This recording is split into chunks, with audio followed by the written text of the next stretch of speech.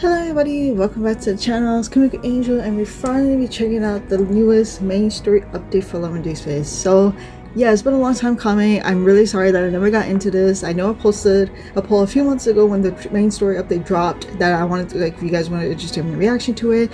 A lot of you guys were interested in it. But sadly, I didn't get to it. I don't know what happened. I think it's because it was during the anniversary, all the events and banner. I was still reacting to the anniversary cards. I think all of that together in the home system, I think I was just slightly overwhelmed, so I never got to the main story. But now that they updated the world underneath thing with that 6 new mini stories, I'm like, I can't really check those out unless I check the newest main story update. So that's why we're doing this now. I didn't know the poll asking you guys were still interested in my reaction to the main story update. It seems like you guys still were. Let me see your handwriting. So much to you guys to voting. Write whatever you want. Zane, you already said this already. But yeah, so we're gonna be checking it out finally, the main story update. So this is for the 2-hour yesterday, which was the Xavier and Raphael update. Since the last update was Silas and Ravine. And I'm just gonna go through this part first, because I think it's supposed to be 2 chapters. So let me see. Yeah, so we had these 2, so 4. So we do the first 2 for this video because I think this one in particular is Xavier's part of the story. So it's called Transplant to the World.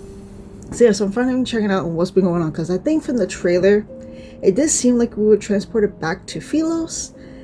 I don't know what's going on with that with Xavier, because I know that's the main thing with him, because he's trying to go back to figuring out a way to save Philos, but he doesn't want to obviously do so without MC. So now we hear some same mission. So what's going on here? At the long-awaited press conference, Val Sanatorium announced they would temporarily stop accepting new patients. According to the official statement, the rationale is that they wanted to focus their limited resources and expertise on patients with greater needs. Appearing as the spokesperson, Director Wicker takes no questions from the media and bows before leaving the conference room. Okay. Having escaped the relentless cameras and hard pursuit, Director Wicker feels satisfied. His mission is complete, and all that remains is filing his final report. Just as he relaxes, a curtain flickers in his periphery. A hard object is pressed against the back of his head. I ask and you answer. Whoa. So long as you don't lie, I can guarantee your head will stay intact. Who is threatening this man? We can talk about this. Where's Benedict? Oh, the guy from the story, from Zane's story? I don't... The lie that was said instinctively has barely left his lips as the sound of a laser weapon begins charging resounds. Director Wicker bites the tip of his tongue. He uses the sharp pain to regain his ability to think and weigh his options. I'm not sure, but he might be on an unnamed floating island. Unnamed floating island. So Benedict, after the whole Wanderer attack with Zane and the Death and Rebirth story, he just went to an island? The location? It's a moving island. No one knows its exact coordinates. A person like me knowing this much information is already an exception to the rules. Please understand. One last question. Yes. Is Stanley still alive?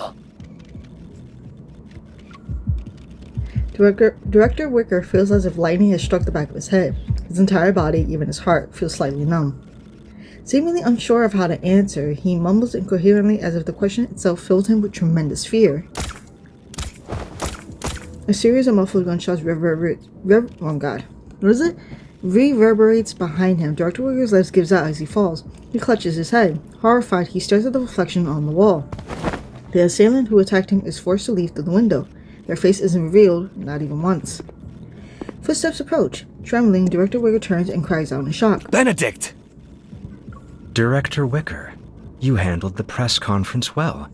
You lived up to my expectations. I literally don't want to see this fucking dude. Get him out of my fucking face. It looks like you can access knowledge you shouldn't otherwise have. Oh no. Since you're interested in the floating island, would you like to see it yourself? At the sight of Benedict's outstretched hand, Director Wicker knows he has no choice but to accept. I don't want to see his face after what happened in freaking... You... Okay, I'm spiraling over the fact that he's there because I'm still mad over what happened with Zane because he triggered everything and made essentially Zane leave, and then I just remember my nervous breakdown. Okay, I need to calm down. Oh my god. Okay. The private aircraft takes off under the cover of night and encounters a floating island that suddenly appears like a mirage. The aircraft lands and Benedict carries the unconscious Director Wicker into the island's only dense forest. He places the modified Director Wicker on a metal surface somewhere in the woods. Almost like a sacrifice, the body sinks into the ground. What in the... It's like an underground facility? The platform quickly passes through the artificially constructed soil and enters a cold metallic interior. At the end of the journey is a vast hall.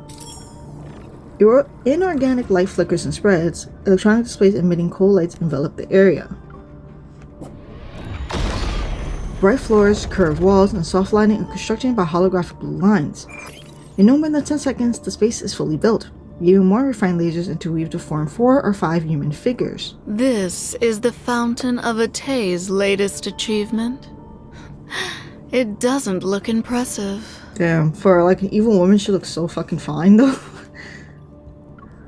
A figure walks around Director Wicker, loses interest halfway, and turns to ask another hologram. Long time no see, Professor Lucius. You took so many things from my Gaia biotech, and this is all you can accomplish? Oh no. The Fountain of Atay's core has nothing to do with your precious research center. Souls can't be shaped, and external devices are useless. But this is the person that was for, like, that experimented on Caleb, right? But they're not showing his face here now? Oh no, was it a different guy? Oh my god, I don't even fully remember. No, it had to be. This sounds familiar. I'm gonna have to reread again the stories again. You're here. Oh, the dude from the nest. A new figure in the holographic space causes Lucius and the others to fall silent. They turn in unison to show their respect. They appear polite and trusting, even though he's an old man on a hospital bed. Don't pay too much attention to this test subject. It's just today's extra. Or rather, a medium. The old man makes a beckoning gesture with his hand. The floating platform carrying Director Wicker slowly drifts towards him. Have the new wavelengths from the deep space signal been successfully decoded? The silence is abrupt, and the hologram remains motionless. It's clear they're well versed in concealing their emotions. Finally, the old man rises from his deep contemplation. Subtle ripples appear in his otherwise emotionless voice. The recent disturbances in the deep space tunnel remind me of that starless night from over a decade ago. The night when the signal from deep space arrived on Earth.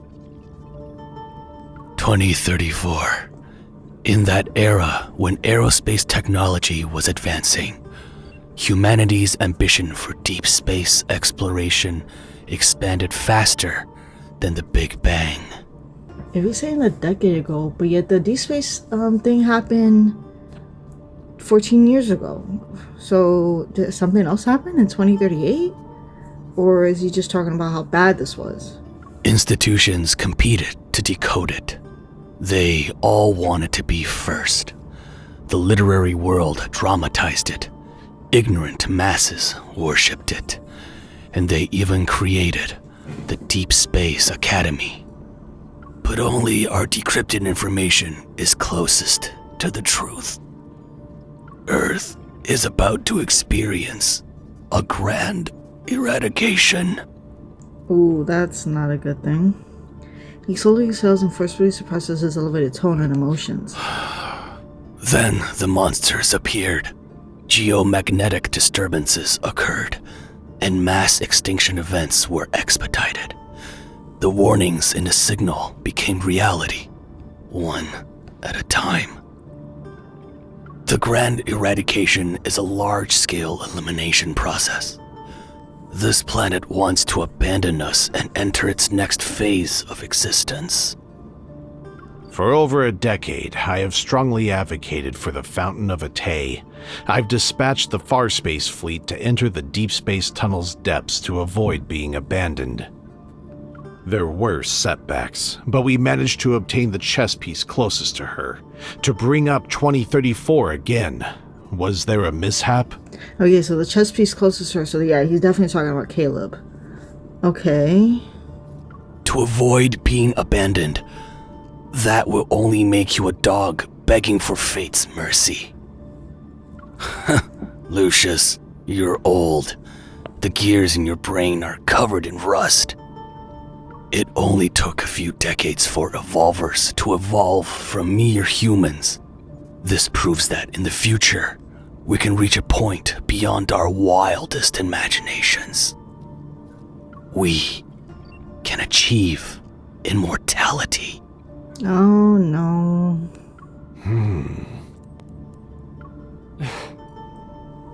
Okay, so what do you have to do with this? Since you're part of the Nest group, you did talk to Raphael. And she's part of the Gaia Research Institute? Who knows if it's impossible or not? The Lemurians who escaped the last grand eradication are practically living specimens of immortality. Oh, so she has to do with... Oh, damn. Of course, there are also the little ones who came back from the other side of deep space. It proves that some people found a way to survive. Planetary immortality only costs a few more lives, but it's still cost-effective. What do you think, Soren? Oh, the boy from Xavier's branch story. Wow, they really got like a group of all of the bad guys together. What the hell?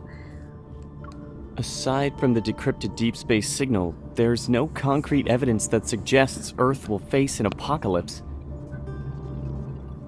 As for that unkillable monster in the N109 zone, we can't confirm whether the life form is truly indestructible. Okay. So how do we determine whether our persistence in pursuing immortality is a noble endeavor or absurd paranoia? The deep space signal isn't an oracle or a prophecy. It's mercy from the universe's governing laws that wish to give humanity a reprieve. What we're able to decode are predetermined facts already set in stone.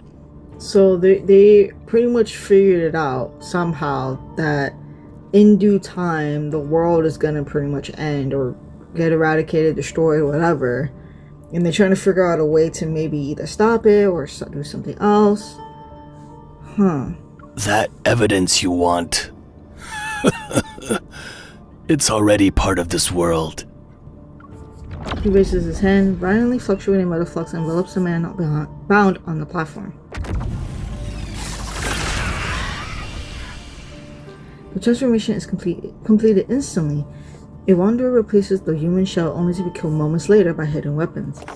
A crisp metallic chime accompanies the fresh protocore as it falls onto the platform. Protocores are one of the most powerful pieces of evidence. After the Chrono Rift catastrophe, I discovered the connection between protocore energy and her. I knew what kind of mission the universe gave me. Using protocores to accelerate human civilization's development and allowing humanity to achieve an immortality that aligns with this process. Only then can we survive the grand eradication with little to no losses.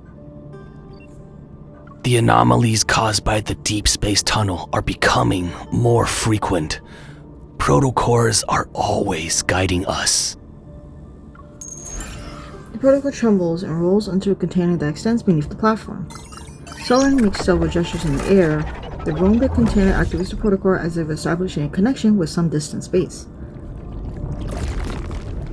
A rift that's shorter than a finger opens in the air. It quickly closes as its energy is depleted. Recently, the frequency of spatial anomalies and magnetic field disturbances has almost reached the edge of time and space. Once a planet gets swept into that, complete disintegration will soon arrive. Did you come up with another way to deal with your former teammate? I hope we can defeat your little prince and prove to him that our Soren is the most capable one. Oh no. Matters involving the backtrackers aren't to be taken lightly. Do you need our assistance?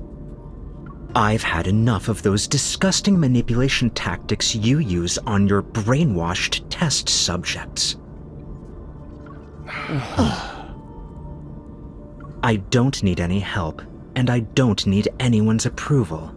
It's so interesting that they're having like a council meeting where obviously they have a common goal, but at the same time they kind of despise each other. Like they don't like any of their stuff either fully. Like he's like, I don't care, I don't need you guys' help because I don't like the way you do things. The other guy, Quiet Man over here, even says like, you guys are so into this immortality, but we don't even know if this is actually a fact or anything. You're just kind of seemingly misguided. And he's like, where's the proof on whether or not this is actually true or not? And Stanley over here is like, I have all the proof you need, I got this. And it's just like, states all this stuff. I will make Xavier fall because of the hypocrisy, arrogance, and impracticality he clings to. Ooh. That outcome will be enough to prove I'm correct. Alright. In any case, they don't actually care about your personal matters. Several hoarse, irregular coughs ring out like a broken clock. It creates a rhythmic agitation that makes hearts flutter. The deep space tunnel is closing in, and the cage is tightening its grip. Oh no. It's time to bring her back to us. Be careful, and try not to let the emissary truly awaken.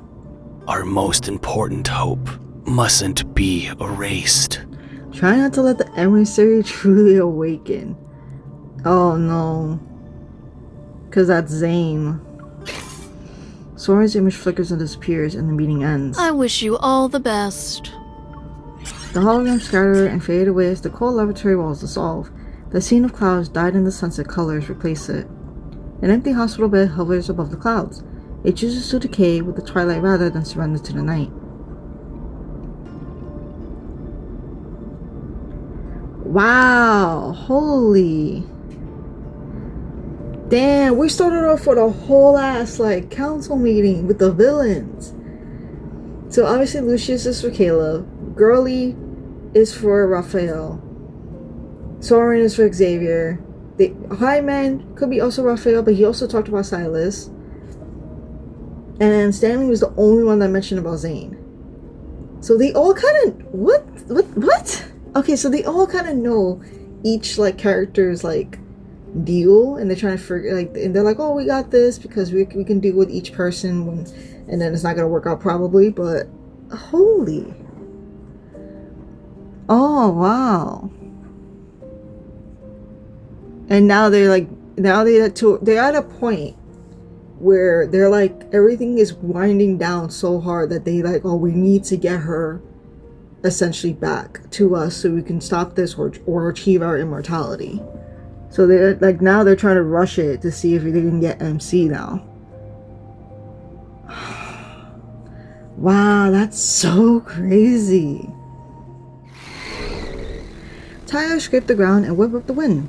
A brand new 470 HM carries me across the move rear bridge that is located above the city. The magnetic field at the incident site shows coupled fluctuations, but the wanderers who correspond to them are nowhere to be found. It might be a new type. Be careful. Copy that. I'm 5 kilometers away from my destination. I'm ready to do some dynamic data collection. Like on City phasing through things, dimensional ruptures, space-time rifts. Our missions have been weird lately. Yeah, so a lot of things are becoming worse. Everyone was spooked by that snowfall that happened outside of winter. They're jumpy now.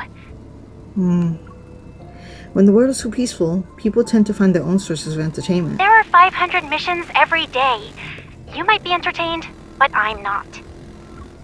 Okay, don't be gloom. I'll buy you a soda to sweeten your day when we get back. After my call with the data analysis team ends, I look at the sky near the mission site. The clouds stretching out for kilometers appear as if they've been sliced by a giant blade. The cut looks clean. Is Lincoln Online glitching again? It looks beautiful though. As the snow that fell outside of winter melts, the recent Ultraroom incident is slowly forgotten by the public. However, unusual celestial phenomena pull back the current on apocalyptic fears in people's hearts. Afterward, anomalies, both big and small, arrive one after another. They're accompanied by rampant rumors such as the Deepspace Tunnel expansion theory, the sixth mass extinction event, and the Great Human Catastrophe of 2099. Aside from burdening Deepspace hunters and evil police with countless unnecessary tasks, these rumors injected plenty of chaotic entertainment into the otherwise mundane lives of Lincoln's residents. The only reassuring thing here is that Zane hasn't shown any more abnormalities. But I know his troubles didn't end just because the founder of a tape press conference was cancelled. Okay, so at least Zane is doing fine. Have you been able to see Zane this whole time after that?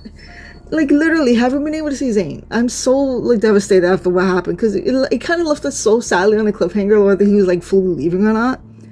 But it seems like we've been able to contact him still, or he seems fine, and I'm glad that he seems fine, so I don't know what's going on with that, but yeah, his troubles are definitely not ending just because it got pretty much delayed. When we did all that stuff, it pretty much delayed the process, but obviously it's not ended. Benedict is continuing this plan behind the scenes again. Perhaps Zane's confrontation with them has also temporarily moved below the surface. Ever since we parted ways at the cemetery, he's been visiting the factual library more frequently. Maybe he's trying to find solution to this dilemma in the world of books. Oh! What? Oh, so he's actually going to the library. And we know that he's going there now. Oh! That strange boy right here told me all of this. He calls himself Shubai. Oh, so we haven't seen him since. So the little boy has been telling us what's going on with Zane? Bro, I want Zane back, bro. Oh, I'm so glad that we're actually getting, like, information on Zane here. I felt... No, I'm not crying. I'm not gonna cry over Zane on this story. I'm just happy that he seems fine, even if he is kind of not with us really right now. And if he's visiting the factual library more frequently, and he's saying they're trying to find a solution, that means that he's really trying to figure out what he can do to, like, not go through the same fate that he's been having to deal with this whole time. Oh, I feel so bad. Zane, my boy, my hubby. He somehow got an electronic watch. When he's not using it to explore the novel world of the internet, he confides in me using what he calls irreverent words. For example, the emissary is hiding in the maze of bookshelf and ignoring everyone. The emissary is pulling all-nighters again. The emissary only orders milk tea for himself. He doesn't ask if I want anything.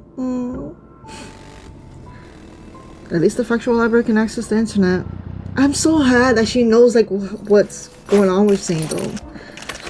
I turned off the motorcycle engine when I reached my destination. I refocused, removed my helmet, and approached the edge of the buzzing crowd. Look over there. Something's about to come out of those clouds. Daddy, who cut the clouds like that? Well, it wasn't me. My crafting skills aren't that good. Oh, maybe it was your mother. Huh.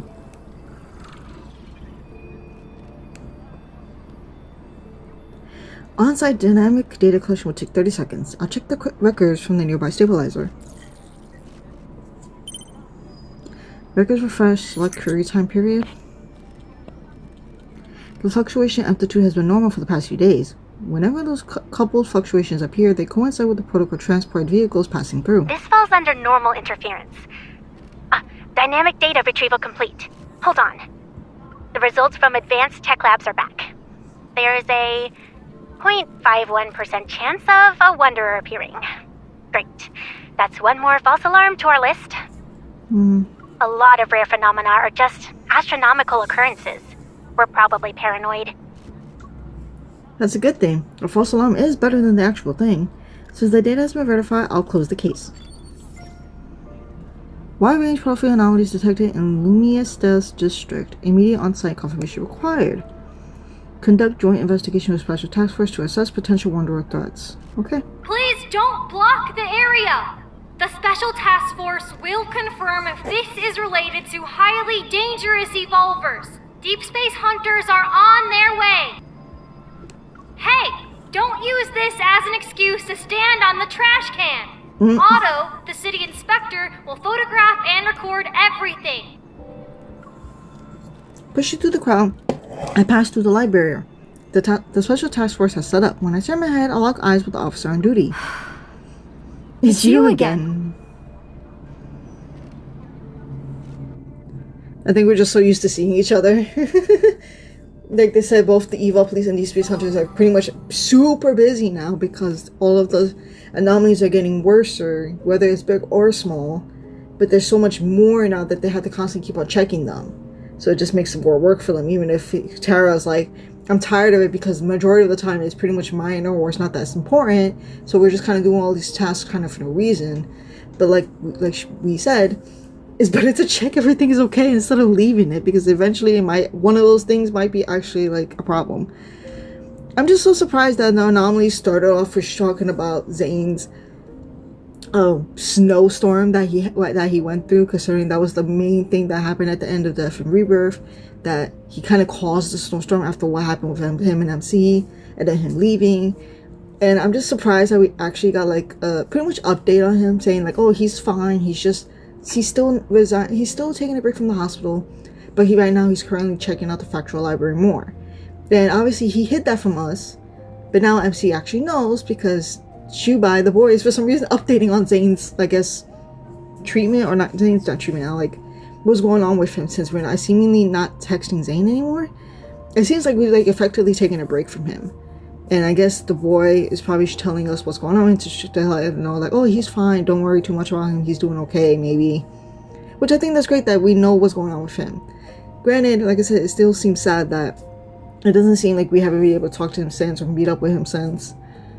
I'm more happy that he's okay, because Death and Rebirth fucking broke me so hard. That ending killed me so badly. Seeing the way Zane was like really leaving because he put so much like guilt on himself and so much like control on himself, and the fact that, you know, when all of that unleashed at that moment, his first thing was to just leave, and I've been like, oh, I have to run away because that's the only thing I can do to protect her. And, you know, obviously we don't want that. We have a great friendship and Kearney's relationship with him, and it's just, he just takes on everything on his own. He tries so much to do everything on his own without no help.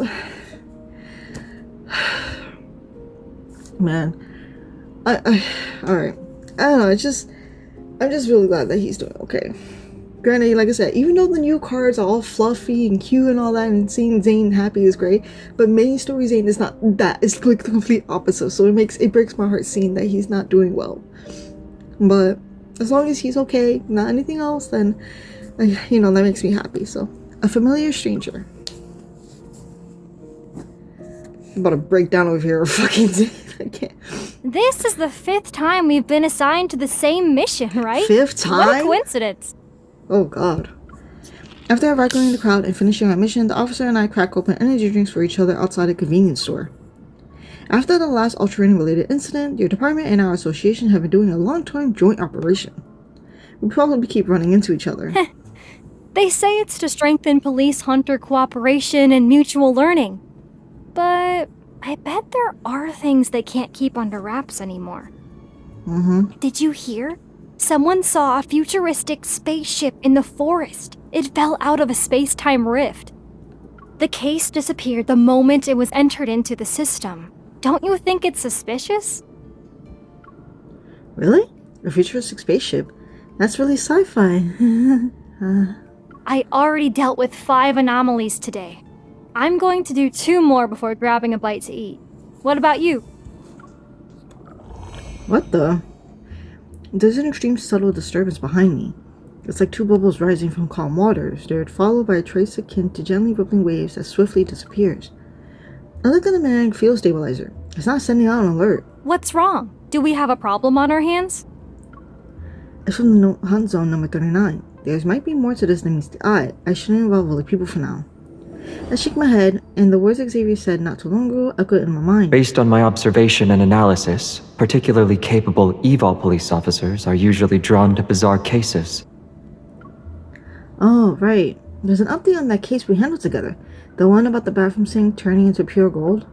This time, it was the toilet that transformed. A child's hand is stuck to it. Really? Don't tell me I'm about to encounter an evolver with a golden touch. I'll handle the golden toilet case. I can keep going. Good luck on your next mission. Stay safe. Same to you too, girl. Once the officer figure disappears in the distance, I pull out my phone and send a voice message to a familiar chat. Xavier, no hunt zone number 39 shows sign of magnetic field overlap. I'm heading there now. How are things on your end?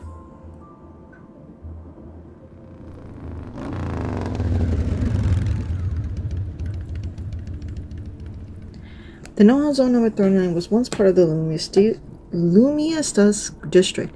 It's where a large expanse of high-rise buildings were built along the waterfront to get a view of the river. But when the coronavirus catastrophe struck, the natural beauty and value that humans had assigned to it became meaningless. It's said that the no-hunt zone number 39 wasn't supposed to be irrecoverable, but at some point, wanderers began emerging endlessly from the building's overlapping shadows. It's as if a crack leading to some monster lair had opened up. The energy levels in the area significantly drop later on and remain stable, as danger levels are far below the average for no-hunt zone. However, no one believes the no-hunt zone number 39 can be reclaimed. Outside the premiere, I've just parked my motorcycle when Xavier starts a video call with me. Are you alone? And are you sure it's a magnetic field overlap? It is. Those couple fluctuations, like two bubbles bursting one after another on the water surface, are obvious. This isn't a false alarm from the association. I'll wrap things up here and find you. Give me 2 minutes. 2.5 at most. If you see anyone who looks like a backtracker... I quietly follow them. You told me this multiple times already. You've turned into a warrior with all this nagging, Xavier. Huh. I see someone who thinks I'm always nagging doesn't want the results about the biometric key. You and Jeremiah finally figured it out? Tell me! It's the same as the preliminary examination. We can't unlock it. All we know is that there's an unknown substance inside, and it's not a chip. You mean... We can only go to Soren and see if he can unlock it. He's familiar with the old Gaia Research Center. Oh no. So you'll have to keep moonlighting for me behind the association's back. It's a win-win collaboration, but you make it sound like I'm cutting a bad deal, or getting a bad deal. Unable to stop myself from grumbling internally, I poke his smiling face on the screen. I wouldn't expect things to turn this way 2 weeks ago. Oh, flashback? Okay. Hey, Jenna. Whether it's a rupture or instances of buildings phasing in and out, they're fundamentally related to magnetic field fluctuations and must be taken seriously. I know there have been many false reports lately, which makes it easy to overlook real threats. Everyone must remain vigilant. As the briefing ends and the crowd disperses, I see a figure who shouldn't be here. Xavier. He showed up voluntarily. Is the world actually ending? In a usually deserted, quiet corner of the Unicorn's building lobby, I raise my arm to block that sneaky figure's path. Fancy seeing you here, partner. We ran into each other in a corner. It must be fate. Okay. This isn't fate. I'm cornering you and skipping the small talk. Xavier, you're at the association because of those enormous magnetic fields are actually a problem, right? Yes. The issue is that the magnetic fields are abnormal. My alarm quickly rises, and I promptly cut off his escape route on the other side. His eyelashes are lowered, and he doesn't speak. He just looks at me. What are you doing? Are you trying to use your eyes to show your sincerity? I'm not falling for that today. Then should I try a different approach? You're not giving me puppy dog eyes, Xavier. As he speaks, he furrows his brow, his eyes showing reproach. His expression displays disapproval. I'm not falling for this one either. Oh. Well, I guess I failed. I don't have another trick up my sleeve. Like, are you trying to hide this from me? How dare he? Fine, if you won't tell me, I'll go ask our good friend, Jeremiah. I'm trying to find someone. I turn and look at Xavier. Soren. Oh. Based on what we know about him, he's most likely hiding in areas with magnetic field anomalies. And most of these anomalies may be linked to the flux nexus.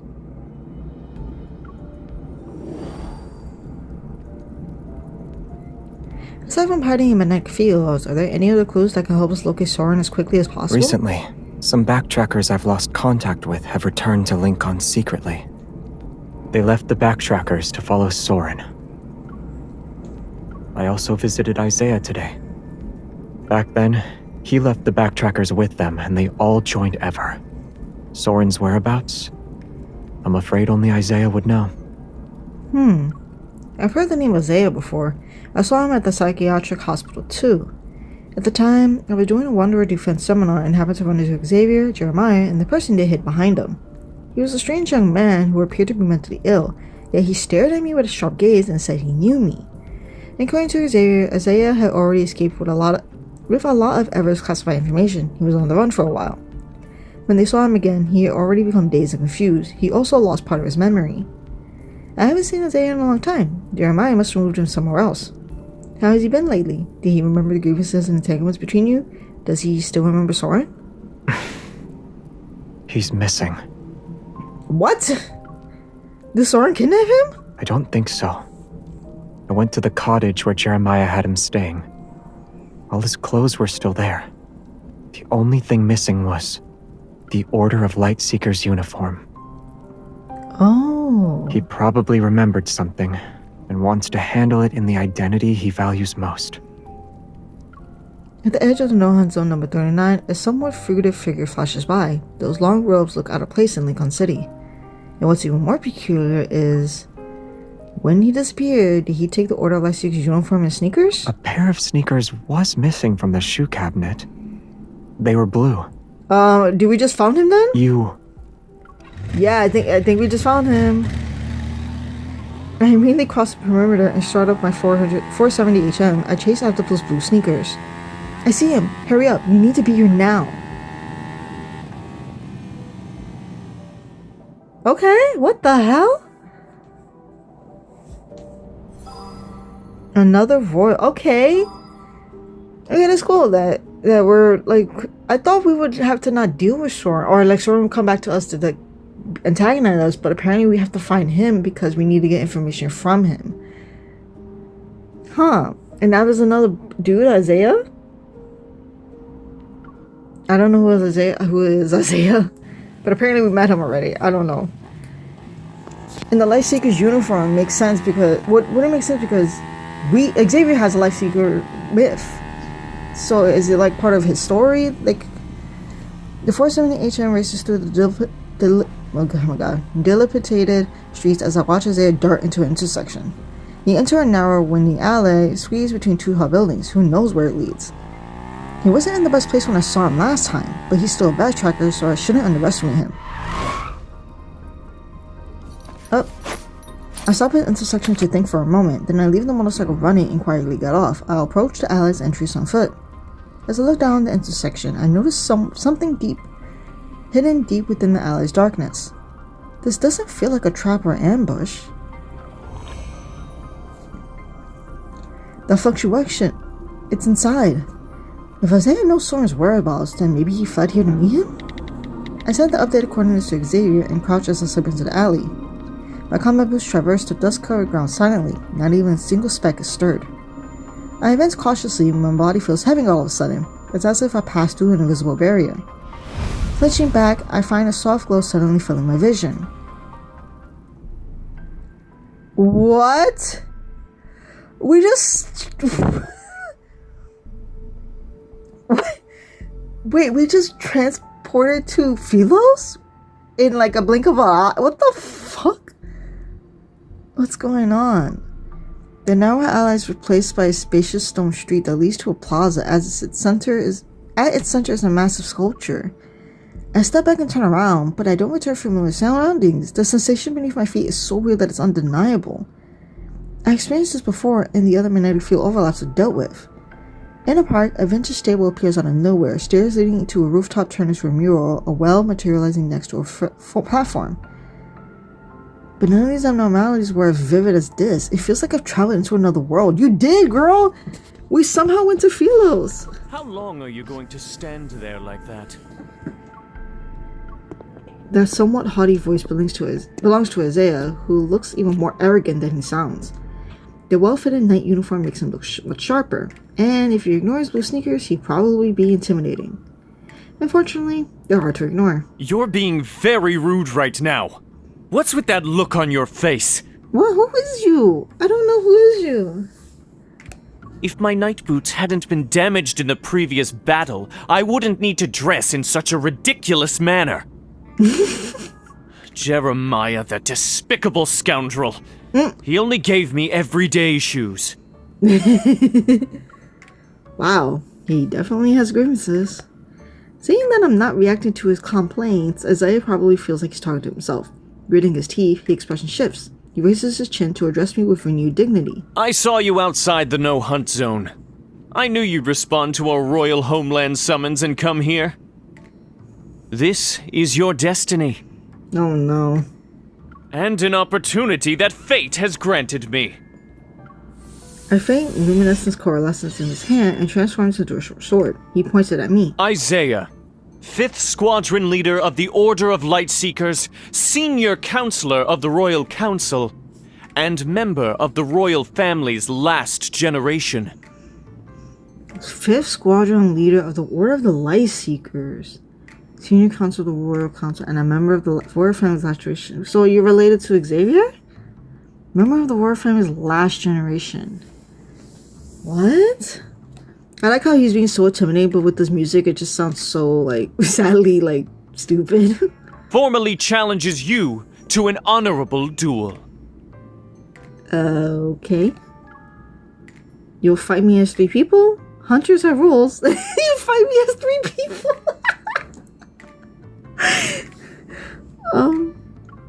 Wait, you're going to fight me as 3 people? I can die fighting for honor, but I refuse to be insulted to death by you. Insulted to death? It turns out even the most arrogant person will lose their dignity when pushed to the breaking point. Isaiah doesn't wait for a response. As soon as he finishes shouting, he charges at me like an elegant yet furious goose. He raises his sword. I move almost simultaneously. I'll create some distance between us and use electrical rounds to incapacitate him. I can't speak. As soon as the bullet leaves the gun barrel, my target has already flickered and vanished. He can teleport as well. Having seen Xavier's teleportation comet stuff so many times, my heart skips a beat. I pick a direction and run. You're running away during a duel? You've changed. Oh, so he obviously he's gonna know past me. I look back. Isaiah is now standing where I had been, his sword slicing air. He looks in the direction I fled to, and his figure flickers and vanishes once again. Enemies who can teleport are so annoying.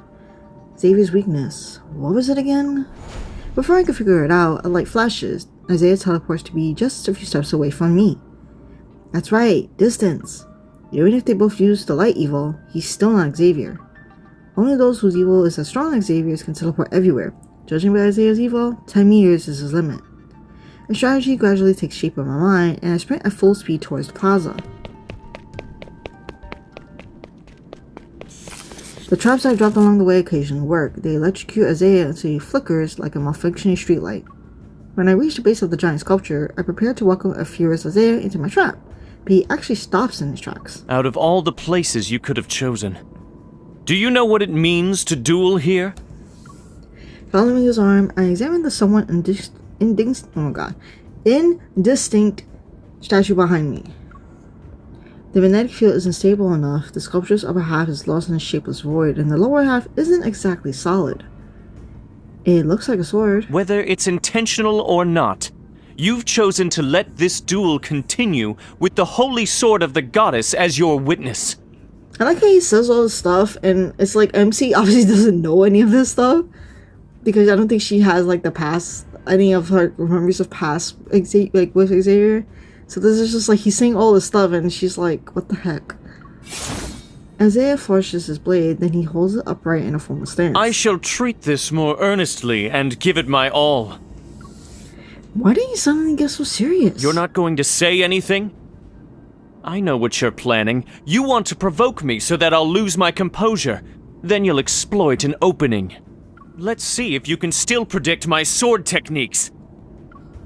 Meeting his calm gaze, I have a bad feeling about this. Blade strikes, each faster than the last, move closer step by step. When my heel hits the hard base of the sculpture, I realize I have nowhere to run. Clang! Of course, Xavier, my knight in shining armor, is here to save me. Xavier! Oh, look at that! I love when he does that! love it when Xavier does that. Ugh, that's so fucking... oh my god, so hot. Before the light fades, Isaiah is already calling out the name of the person before him to grit his teeth. Ooh! There he came in fucking... oh, so goddamn good though. The duel in Lincoln. That's crazy that we just somehow transported to like Philos. But I guess Isaiah was saying that he pretty much technically brought her here because he wanted to do so. But okay, so I'm assuming Isaiah and Xavier are related. They were both part of the Light Seekers group, part of the Backtrackers afterwards as well. Okay. But yeah, Knight in Shining Armor Xavier is to the rescue. We love it. We love to see it. It's so cute. I love it. Drawing your sword against an unarmed opponent. Is this your idea of chivalry? What do you mean? She has a gun! Why is he so funny? Isaiah is so funny. Why? Xavier looks at me and the gun in my hand. His expression remains the same. It's wrong if one party in a duel doesn't wield a sword. For the sake of your knight uniform, I acknowledge your sincerity for this duel. The familiar light blade in his hand gathers light as he gently pushes me back with his sword arm. The blade cuts the air as it's pointed directly at his opponent. She doesn't have a sword, but I do. Do you think I'm stupid? I didn't win against you last time, so I won't... Similar to how Isaiah didn't give me the option to refuse, Xavier doesn't wait. Oh, you see him! The way he looks! In the flash of light, two blades, one long, one short, clash. At first, I remember the intensity of their battle and the excellence of their swordsmanship. But then the flashing lights, bright and dim, become so dazzling that I could no longer make out the fight's progress. Finally, a cry of pain cuts through this thorough display of light pollution. Ah! Whether bright or dim, all the lights have now fallen silent as Xavier rolls across the smooth stone pavement until he comes to a stop in front of me. All the honor you wagered now belongs to her. Oh. On what grounds? On the grounds that you lost. Fine, it's pointless for me to take it anyway.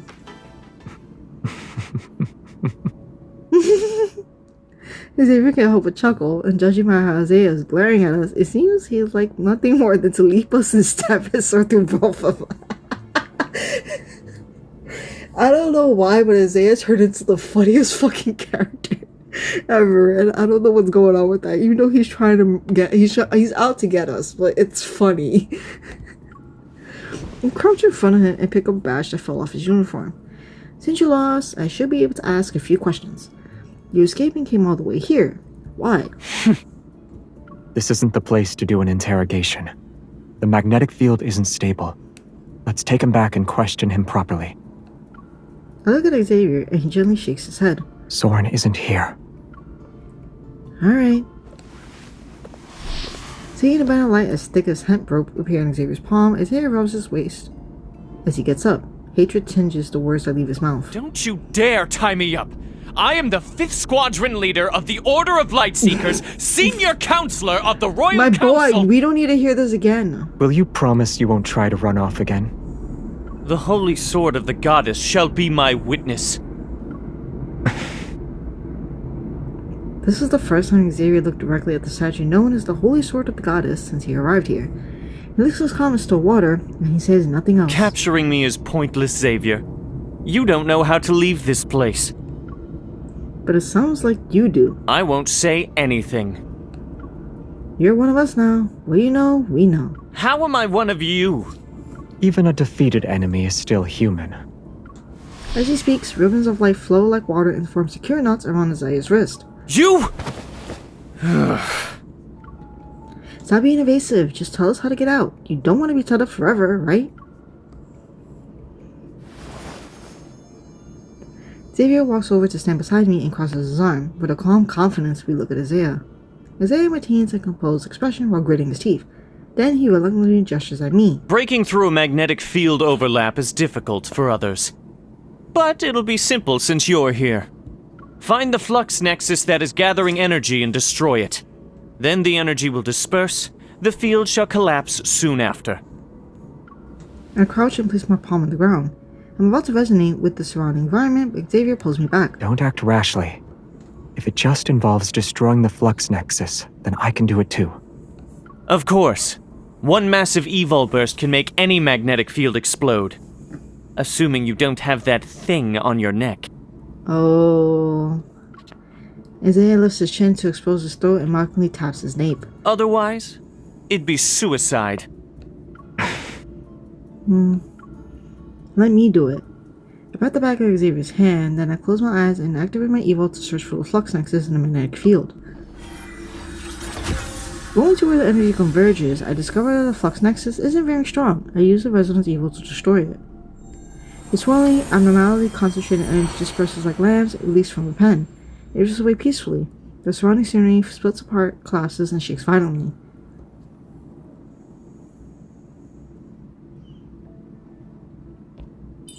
Taking one last look at the blurry visage of the holy sword of goddess, I suppress the strange feeling welling up in my heart, and grasp Xavier's stretched hand. Aww.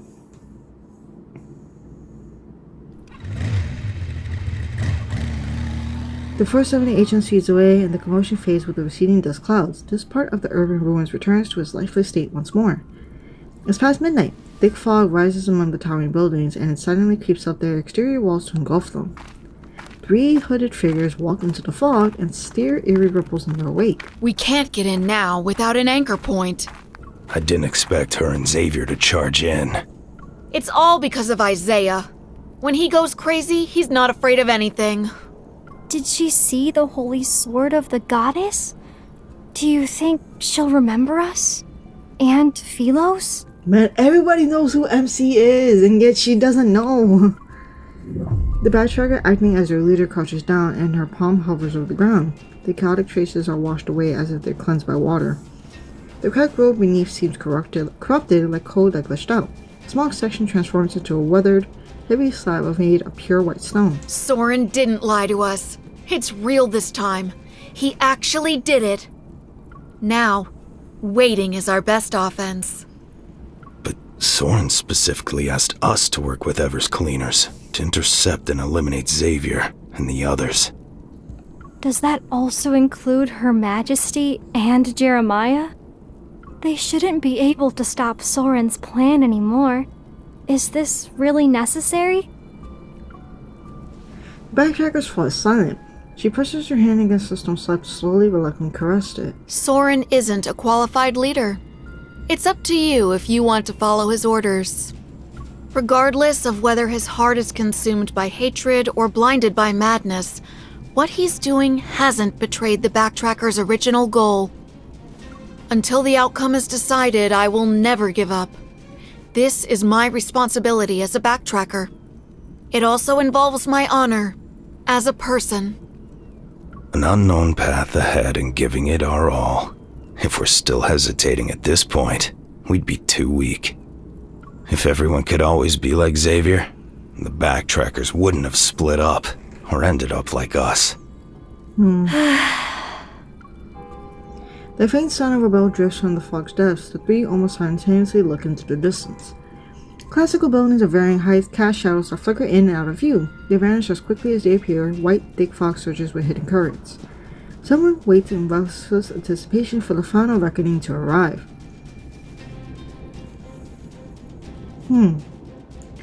Okay. So they found out that they all went there. And the fact that, yeah, because their goal, the Backtracker's goal has always been like they want to try to go back to Philos because they don't want to be stuck in this area in Leakon or whatever, in the timeline that they're in, right? And they kind of hated that Xavier was still trying to figure out a way because they figured like they could have they figured this out, but obviously he's not going to use MC for this, right? Soren tried one time to get it. That failed last time in Xavier's story branch. Now, half of the Backtrackers are currently working kind of under Soren and I guess colluding-ish with Ever because they're trying to find a way to still get back to Philos. But they're like, oh, we don't know whether we should technically work with them because if they're able to go to Philos right now, we can try to do it this way instead of following Soren's plan. And like he said, even if his plans or whatever is driven by just revenge or madness, his goal is still trying to get to Philos. That's their main goal. That's still dumb. Which is sad because it seems like they all want the same thing and they could have stood together, but I think the way Xavier is, I think ruined a lot of things for them, so that's why they kind of split up. And then Soren, who's like taking it one step further, who's like really like hating on him, and then now here is Isaiah, who I'm assumingly seems related to Xavier, the way that he's saying he gave his whole role title and everything. But I'm assuming the way he's implying, like, it seems like he's slightly or maybe a distant relative of Xavier. But something is going on. They're seemingly able to go to Philos. Why? What's going on with that? And obviously, MC doesn't know anything. And it's crazy that everyone's talking about it. And they're like, oh, maybe if she saw the statue, which I'm assuming is maybe just her, maybe she will finally remember her past or her timeline with Xavier and being in Philos, because she doesn't know any of it. So it's interesting that they're waiting to see if she will remember, but I'm assuming she probably has to at this point, because if they're able to go to Philos and trying to figure this out, and Xavier, which Isaiah had mentioned, he still has the like thing around his neck, which I think it was supposed to be preventing his evil powers, because it doesn't. He's weaker than he would normally have been. I don't know how he got in that collar. I think it may be from Ever. I'm not sure, but questioning a Philo. Okay, so we need to know what's going on with this whole situation.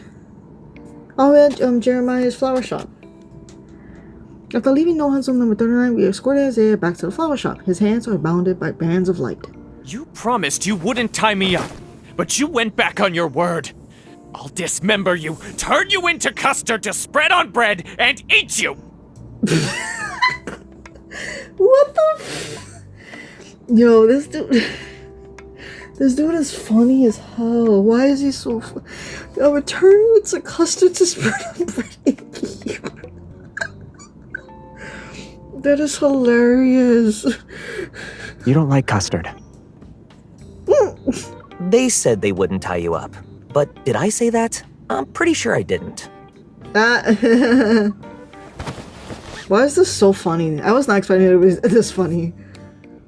Now in Jeremiah's territory, he grabs Isaiah in one fluid motion and throws him into the chair. Then he pulls out plastic zip ties to secure him to its back. Seeing the lucky bamboo nearby wrapped up, Isaiah kicks his legs in a panic. A bucket of hibiscus peonies, grade A with a black label, falls over. The flowers lie scattered on the floor. It looks like Jeremiah has reached his limit. Can I knock him out? That's not a good idea. Do you really think he won't betray us again? We need some answers. We have to ask him some questions first before you knock him out. Without saying a word, Xavier drags over a high stool and sits down. He slightly raises his hand and creates 4 walls of light that surround Isaiah. Why would you use our family's punishment on me over something this our... trivial? How insulting! Our family's punishment. Okay, so yeah. Huh? This is baffling to watch. I nudged Jeremiah with my shoulder. What's the relationship between those two? He's from the Philosian royal family. He's Xavier's younger cousin. He's always had a bone to pick with Xavier ever since he was born. Brother or cousin? Which is it? Okay. I don't know, because they never established if Xavier even had any fit siblings, right? And if he's just a cousin, then that means he had like an uncle, aunt. His anniversary, second anniversary card where they talked about uncle and having a cousin or whatever that was like evil and whatnot. Maybe that could tie into this. Maybe. Huh? He's royalty? Xavier? Royalty? Yo, she knows nothing. It's so funny because it feels like we know it for like forever ago, right? But MC doesn't literally know anything about it in the main story. Like, yeah, she has to find out. Those flowers are precious. You shouldn't have kicked them over. Oh.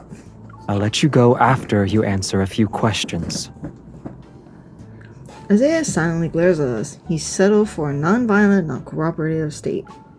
The standoff lasts for a second, then Xavier and I look at each other. The corner of his mouth twitches to signal for me to go, but I quirk an eyebrow to signal for him to go. 3 seconds pass, Xavier's gaze shifts slightly. He gets up, moves me to the high stool by my back and turn away, places his hand on my shoulders and whispers. We have to quickly get useful information out of him. You're the only one who can do it. Jeremiah gets into arguments with him, and we're hostile towards each other. He won't cooperate. Okay. After that unfriendly encounter in the magnetic field overlap, he probably won't be willing to cooperate with me either. A soft laugh reaches my ears. Xavier gently touches my earlobe. Don't underestimate how much you mean to him. Huh. To all the backtrackers, you are different. Fine. The worst that could happen is we waste more time. At least we have some time to spare. Xavier turns me in the stool to face Isaiah. I clear my throat and before adjusting him. Why did you run away? Why did you appear near No Hunt Zone number 39? How did you find the overlap? Should we tell him, like, truthfully, like, why? Or... I sense a magnetic field anomaly there. We've been investigating anomalous incidents recently. Investigating? So you're not sure what's inside that magnetic field either? Aren't you afraid I might mislead you? My approach is no match for Isaiah. He's controlling the flow of the conversation. You escaped to go to the No Hunt Zone number 39 because of the magnetic field overlap? How did you find it? Special equipment, or did someone give you information? It's not that hard to guess. That place must be related to the backtrackers. But Xavier and Jeremiah can only conduct systematic searches for abnormal magnetic fields. Someone is supporting Isaiah, or was he the one who planted the flux nests in that magnetic field? This relentless questioning is putting a considerable amount of pressure on him. I feel more confident. When Isaiah escaped, for the next question I turned to Jeremiah. He decided to escape today. Is today special? I gave him a monthly subscription for Lincoln Monthly. I didn't let him have any other way to contact the outside world. Okay. Today should be the day he receives the magazine. Nothing seems to be off. Link doesn't notice. Okay. In other words, you only learn about the anomalous incidents in Lincoln City today. We can assume that you were aware of the magnetic field overlap in No Hunt Zone number 39. Based on the reports in the newspaper, you knew that certain things had already begun. You've made your assumptions. Why are you still questioning me? Because you need to tell us fully what's going on. Assumptions is not helpful fully either, my dude. Isaiah looks at me listlessly, his stubborn defiance gradually fading away. No Hunt Zone number 39 was one of the locations Soren selected. It was the closest, so I just decided to confirm it. I never thought. Everyone underestimated Soren. Yeah, it does seem interesting that they were kind of talking, not bad about Soren, but they were like, they didn't really think he was a leader of S per se. They didn't think he really was good for anything. And the fact that he's the only one that seemingly fully left and is working with the bad guys more so than everyone else, then yeah, I wonder what's going on with Soren in particular. Like... Not me. I always knew he wasn't someone you could mess with. I didn't doubt him either. Fine, I'm the only one who was blind to the obvious. Are you even listening to me? Yes. Xavier and I promptly restrain Jeremiah, and Xavier puts on a serious expression. He signals for Isaiah to continue. During our backtracking, we theorized many potential solutions to Philos' crisis. One was planet transplantation. You saw the state of the magnetic field overlap? Don't tell me you didn't realize it was one of the methods for achieving planet transplantation. So, are they trying to transform Lincoln to Philos, or trying to coincide? Huh. All the methods we discussed exist only in theory. They're impossible to implement. Then how do you explain what we saw inside the magnetic field? I don't know, the magnetic fields are, there's so many different ones. We've been through some already with, like, Zane and Raphael and all the stuff, and it's just like, but, like, they're all different depending on what's going on in each spot. So, like, Soren was able to find an area that was able to seemingly magnetic field overlap it to Philos. with his research. I don't know how yet, but then I'm assuming he told Isaiah, and Isaiah went over to look for it, as he said, to confirm like what Soren told him. And then we were lucky enough to see it, and then the backtrackers were lucky enough to know what was happening. So, okay. If this was just an abnormal magnetic field caused by spatial fractures or displacement, it should have been empty inside. He's not wrong. What about those buildings we saw? Those are clearly the products of a civilization.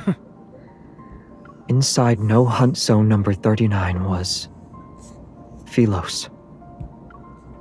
Philos? Even though I had a feeling this might be the case, I'm still shaken by the confirmation. That's where the backtrackers came from. Xavier's home? As for sensing my unasked question, Xavier shakes his head. It looks like our homeland, but I doubt that's the real Philos. It's more akin to a projection. Illusion? No. If it was an illusion, I think it would have been way worse. But it really felt like they were there, right? So think of how light from a planet travels for a long time before being observed. What we see in that moment is actually how it was many years ago. I agree with your assessment. What we can confirm right now is that Soren found a way to create magnetic field overlaps. Maybe he's actually attempting to do a transplantation. Everyone is calm, so I quickly compose myself and follow their line of reasoning. I don't really understand the planet transportation thing, but since it's supposed to solve Philos' predicament, it should be affecting Philos, right? Soren is on Earth right now. You don't think he's planning to transplant Earth, right? Good question. If you hadn't have dragged me back here, I would have already tracked him down and forced him to tell me his plans. I guess you'll have to find the answer yourselves. See? Maybe we should have just knocked him out. I rarely declined Jeremiah's kind offer while holding down his eager fist. And it's so funny because Jeremiah is usually like the calm one. He doesn't fight ever, considering he has a flower shop. Even in like past ones, they talk about him being part of the backtrackers, but they never talk about him really fighting that much. And the fact that he's so eager to fucking punch the shit out of Isaiah is really killing me. Like he must have, like, something must have happened back then that he just really hates Isaiah then. I wonder why Xavier hasn't kept Jeremiah in check, only to see him looking downward at for a bro. He's seemingly lost in thought. Xavier? Are you thinking about Soren's schemes? I can't figure out what he's planning for now, but maybe we don't need to know. If we obsess over trying to predict his moves, we'll be easily led around by the nose. We don't need to know everything.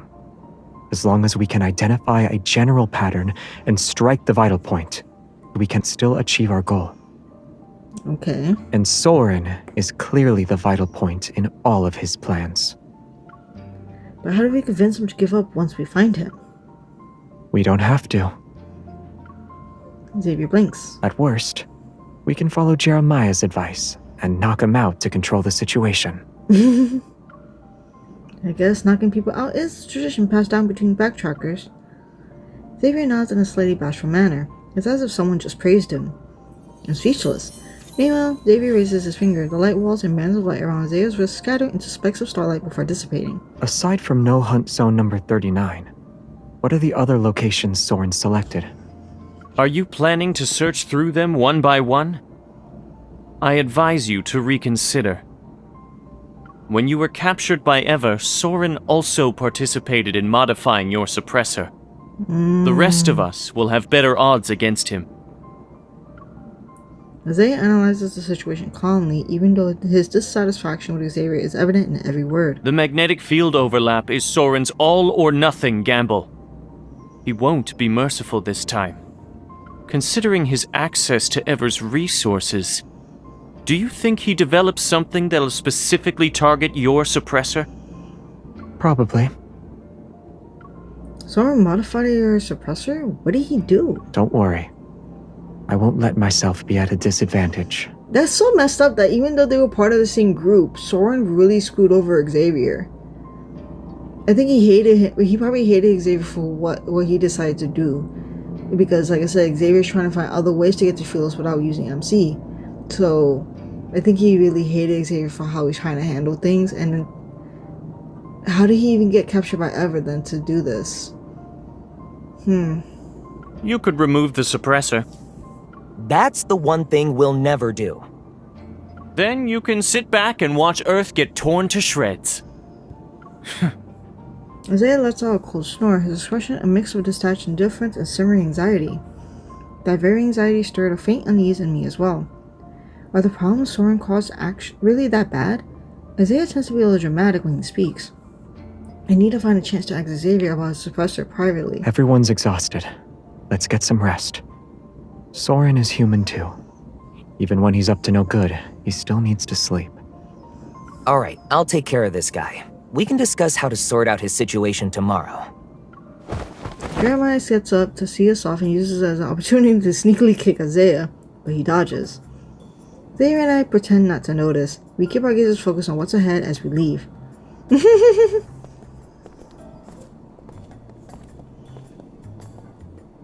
We turn the corner. Since the flower shop's closed and no one's around, we meet each other's gaze and burst into laughter. They're probably fighting right now. I like how funny this shit is. Let's bring them some ointment tomorrow. It's like really funny bickering. I freaking love it. A moment to breathe.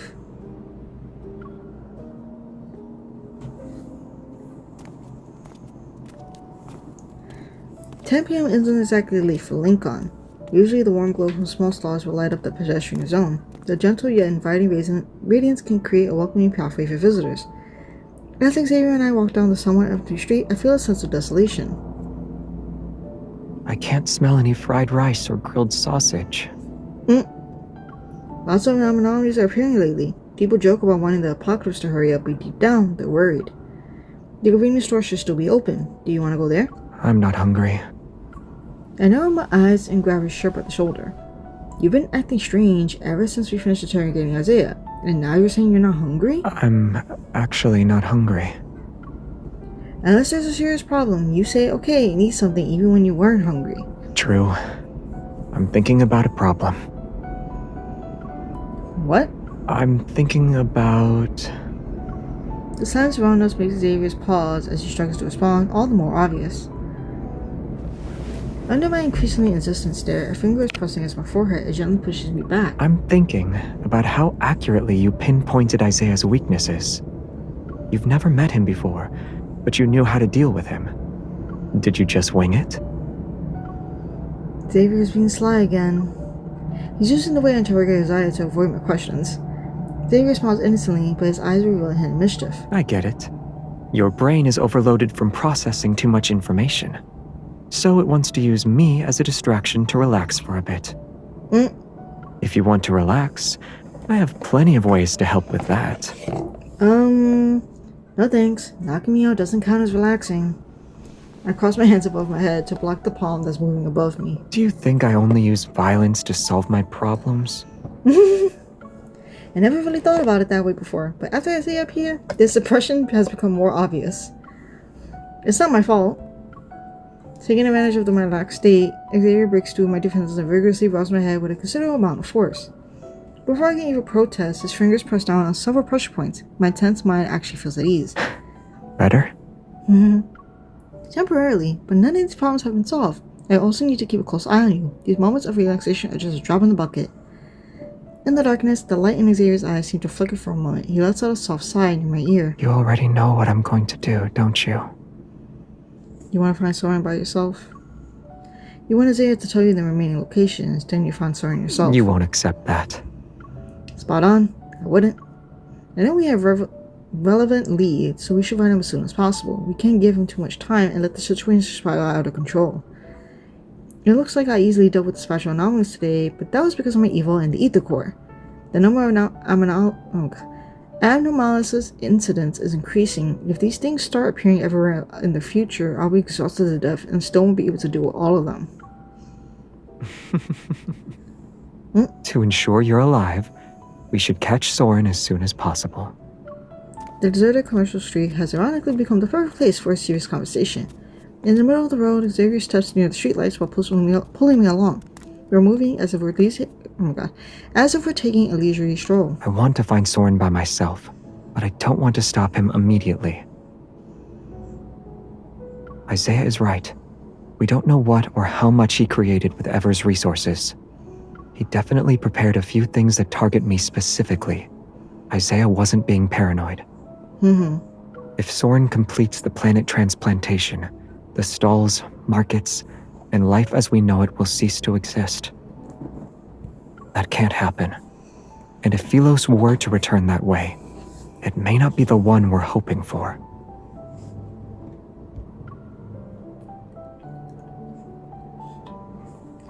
Feeling somewhat melancholic, I nod. I know the strategy he has is more or less foolproof.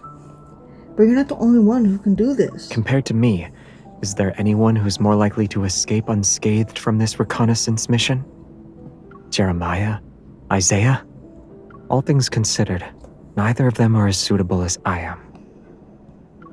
If I ignore what Xavier is actually saying, his nonchalant tone made me think he's discussing something as trivial as having more hair than anyone else. The problem is that your chances of escaping unscathed are greatly reduced, all because of that thing. Sensing my gaze on his neck, Xavier lowers his chin slightly, and his expression becomes somewhat complex. Then we'll think of a way to get rid of it. You're thinking about, aside from signing Soren, you were also thinking about how to remove the suppressor, right? Xavier's about to answer, but after he glances at me, he stops walking and his eyes narrow. You sound eager. I'm coming with you. For what? Those two things. Removing the suppressor can't be easy. Something like that is comparable to undergoing major surgery. You need family or friends there to support you. And if we do gather into it afterward, we might be able to launch a surprise attack and seduce Soren. We need to work with you to figure our way out. Or fight our way out. Compared to Xavier's strategy, mine is a little more idealistic. But I already made up my mind. If he doesn't listen to reason, I'll monitor his every move 24/7 without taking a break. Do I need a reason to stick with my partner through everything? I hear the sound of a message notification. Xavier checks it. Then he puts his device away and looks up. Let's move. Where are we going? We need to do things that require family to be present from start to finish.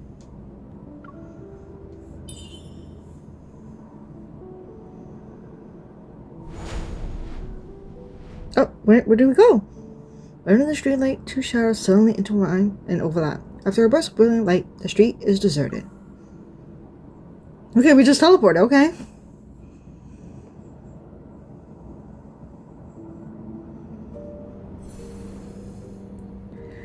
It would be really great if there actually is a chance to get rid of his suppressor.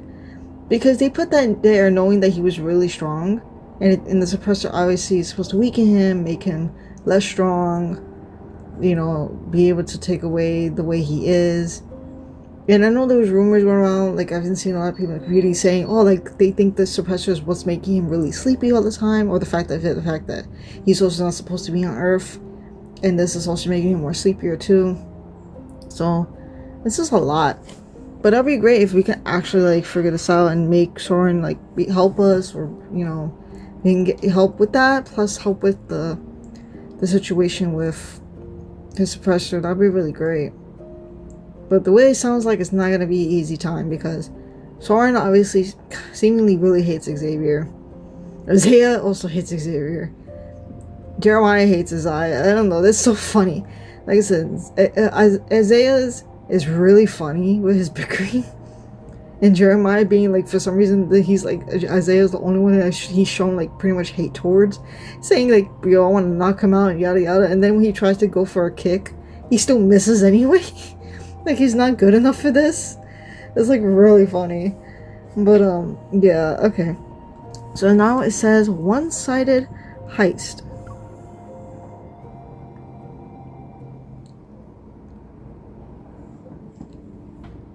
At midnight, a building located in a commercial area still has its overflow lights on. It's a normal occurrence.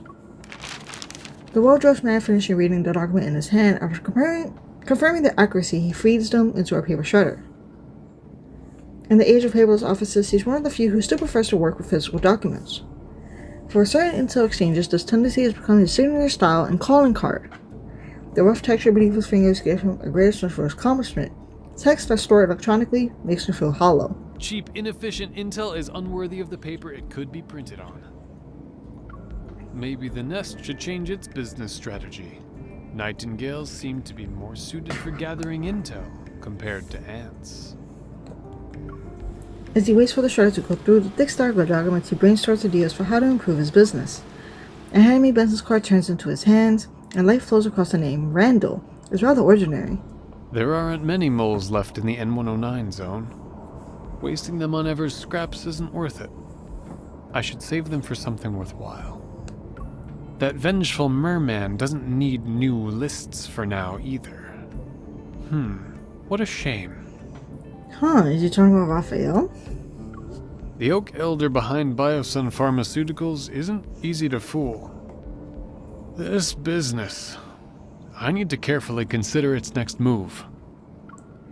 A flashing light appears outside the floor to ceiling windows and quickly fades. Randall pauses for a moment, then he looks at the clock. The hour hand hasn't reached 12 yet. Even in fairy tales, he should be safe at this time. If the magic hasn't failed, then trouble is knocking on the door. Two figures appear on the observation deck outside. One of them pushes open the glass door and walks in without any hesitation. He speaks as if there to collect rent. I heard you have intel on ever modifying my suppressor. Xavier, you know how to contact me. Is it really necessary to show up at my door in the middle of the night? Also, if you're going to show up at this hour, you should have used your evil to wrap yourself in light before letting the particles slowly disperse. It would have been more fairy tale-like. I don't read fairy tales. What a waste of evil. Oh, miss, you're here together. Have we met? I've seen you at the nest, or rather I saw you, but you didn't see me. Okay, so you was there. I touch the business card he tosses my way and study it for a bit. I soon spot a small line of text under several crude mushroom illustrations. The nest, Randall. So you were the one who designated me as prey for hunting day. You're giving me too much credit. My relationship with the nest is about as intimate as a pair of exes. Oh damn. Nothing is unusual about his expression. I'm about to drop the subject when I hear Xavier speak. The nest doesn't have an owner, but whoever serves as its face gets shifted around. It's his turn for now. That's confidential information. You say it like it's not a surprise. Oh. The light blade is pressed against Randall's chest. Xavier is already behind his office chair. He unhurriedly reloaded my hunter firearm, disengaged the safety, and pointed barrel at... Okay, we're just ready to like... Since you're a data broker, you should recognize the bullets I loaded. This is unnecessary. I'm not being uncooperative. That's enough nonsense for today. The files. You're like, no more small talk. You need to start giving us the fucking details. Under my gun barrel on Xavier's blade, Randall wears a wry smile that he shows little to no fear. He puts a series of passwords on the table and scans both of his palm prints. A hidden compartment slides out. Xavier uses his sword to pick up one of the papers. He glances at it before quickly setting it down. That's it? This is all I can get. The Gaia Biotechnology Research Center isn't a haphazard operation. It's not the same institute as before.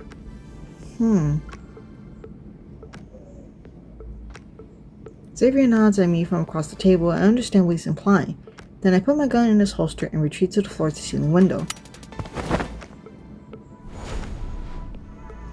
The bright office lights grow dim at the same time. When we plunge into darkness, Xavier returns to my side. Before we teleport away, I faintly hear him bid Randall farewell. Your services aren't special in the slightest. Oh damn. That's harsh, don't you think? I can send a message that confirms Isaiah's intel is accurate to Jeremiah. Maybe that'll help him trust Isaiah a little more? Why didn't you take the papers with you? Leaving them with Randall means he'll sell them as intel again. The buyers won't know I'm aware of what's in them. True. If they want to utilize that intel against me, then we can use it against them. You're quite the strategist, huh? I'm impressed. What was on it? Is there a way to remove the suppressor? Xavier touches his neck and slowly shakes his head. There wasn't much. It only had two things. Modifying the suppressor wasn't Ever's main purpose when they captured me. Gaia Biotech wanted my evil genes. but the suppressor made extraction impossible. So they made a last-minute request to Soren. They asked him to modify the suppressor. The second part said that Soren's modification was successful. He strengthened the suppressor's restrictive effect. The evil I can use is more limited now. Yeah. That bastard. Where exactly did your suppressor come from? And why was Soren able to modify it? The question has been weighing on my mind for so long, now is an appropriate moment to ask it. I thought there was another extraordinary, complex, troubling story behind the suppressor, but I never expected. My family made it for me. The suppressor? Your family? Yes. It was originally made to protect me. On Philos, an evolver's evol energy and life force are one and the same. Oh yeah. Using your evol means you're consuming your own life for power. On Earth, we're displaced in time and space. The energy we consume can't be regenerated. The suppressor protects me through restraint. So the more you use it, the more you're dying? But what? Is Xavier the only one that has this as a problem though? The sound of my heartbeat is amplified in my ears. I almost doubt that what I'm hearing is real. Despite all of this, Xavier can still sound so calm.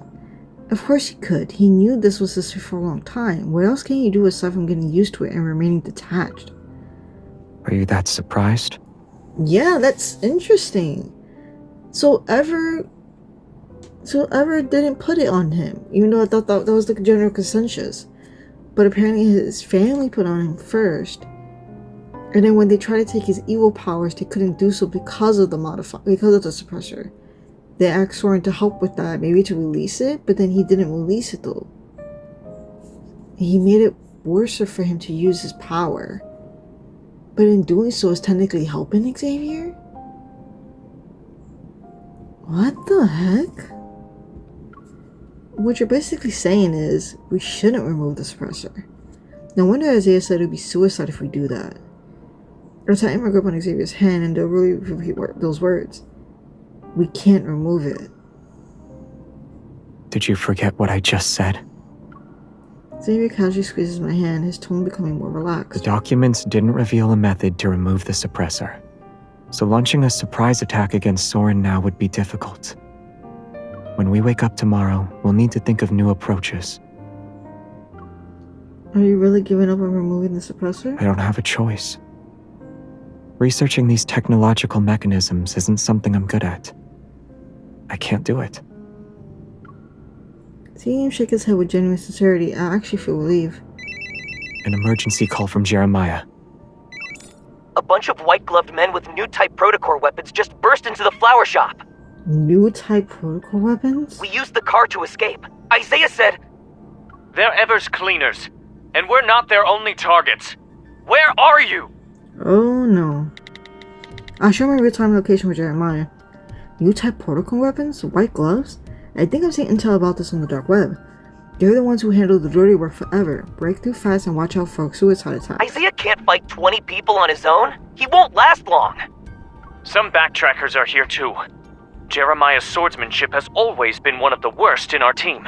He couldn't beat them before, so it'll be impossible now. Got it. Focus on getting out of there. The call ends and the chaos on the other end temporarily fades. I know all too well that we don't have time to sit around and come up with anything new. Oh no. Now we're getting targeted. But we're getting targeted because of the fact of, I think they knowing that we're trying to do something? Somehow they found out? It's just simply suppressor. On an ordinary workday morning, people pass by the street corner, but they don't smell the familiar scent of flowers. It's not open today? I wanted to pick up a few flowers for the office. Oh, are they trying to go to Jeremiah's? You didn't know? The owner closes the flower shop temporarily from time to time. He's really carefree about it. Young people like him who open flower shops in the bustling parts of big cities usually have that wanderlust spirit. They leave whenever they feel like it. I like how that's just that's like a usual occurrence from him. The customer who wanted to buy flowers doesn't give up and approached the glass door to look inside the shop. On the counter sit a bouquet of fresh flowers. The wrapping paper is only partially around it, which shows only how hastily the owner left. To be able to leave just like that? Ugh, I'm so jealous.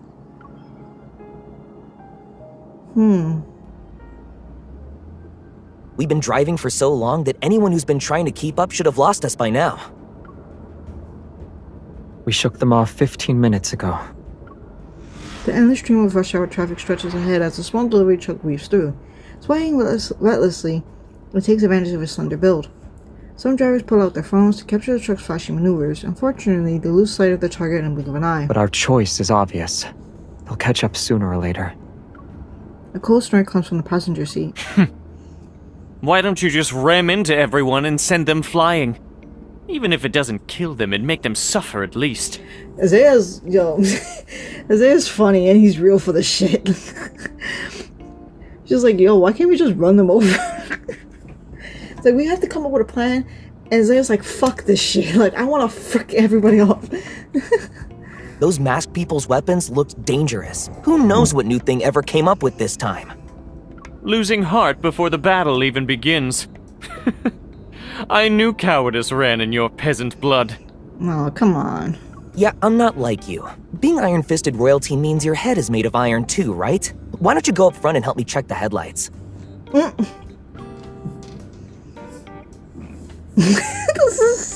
Their bickering is funny. Before this battle can escalate further, I shrink back and retreat to Xavier's side. If circumstances hadn't forced our hand, there wouldn't be a place for you in my squadron. You'd be perfect as No Hunt Zone number 99's headmaster. You'll deal with those mutated wanderers with impure bloodlines and their biological dilemmas. Listening to the ongoing mockery from the front seats, I rub my ears and lower my voice. Are they really going to be okay like this? They work well when they were running. This is how they relax. If they have time to argue, it means the situation isn't dire. You can use this as a chance to relax too. Yeah, makes sense. When there's no threat nearby, they become each other's biggest threat? Yeah. Our team's dynamic has always been like this. Mature and spirited. The back of the small truck has been modified to hold more medium and lower sized plants. Xavier and I pluck a banana leaf to sit on. We nestle among the plants like two Zen stowaways. Your suppressor just flashed. Resonate or touch?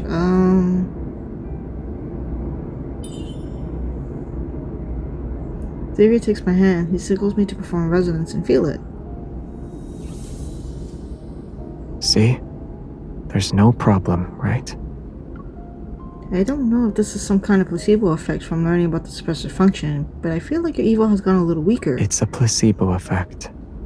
You seem to use your evil a lot whenever you fight. Maybe it is actually getting weaker? I don't use my evil that much when I fight. Even then, I keep it under control.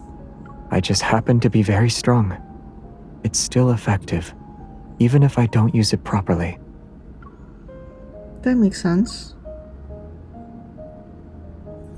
A few specks of light float up from his palm. Their glow is the same as it usually is when I push them from my finger. They spin in circles. From its birth to its death, a star witnesses the passing of billions of years.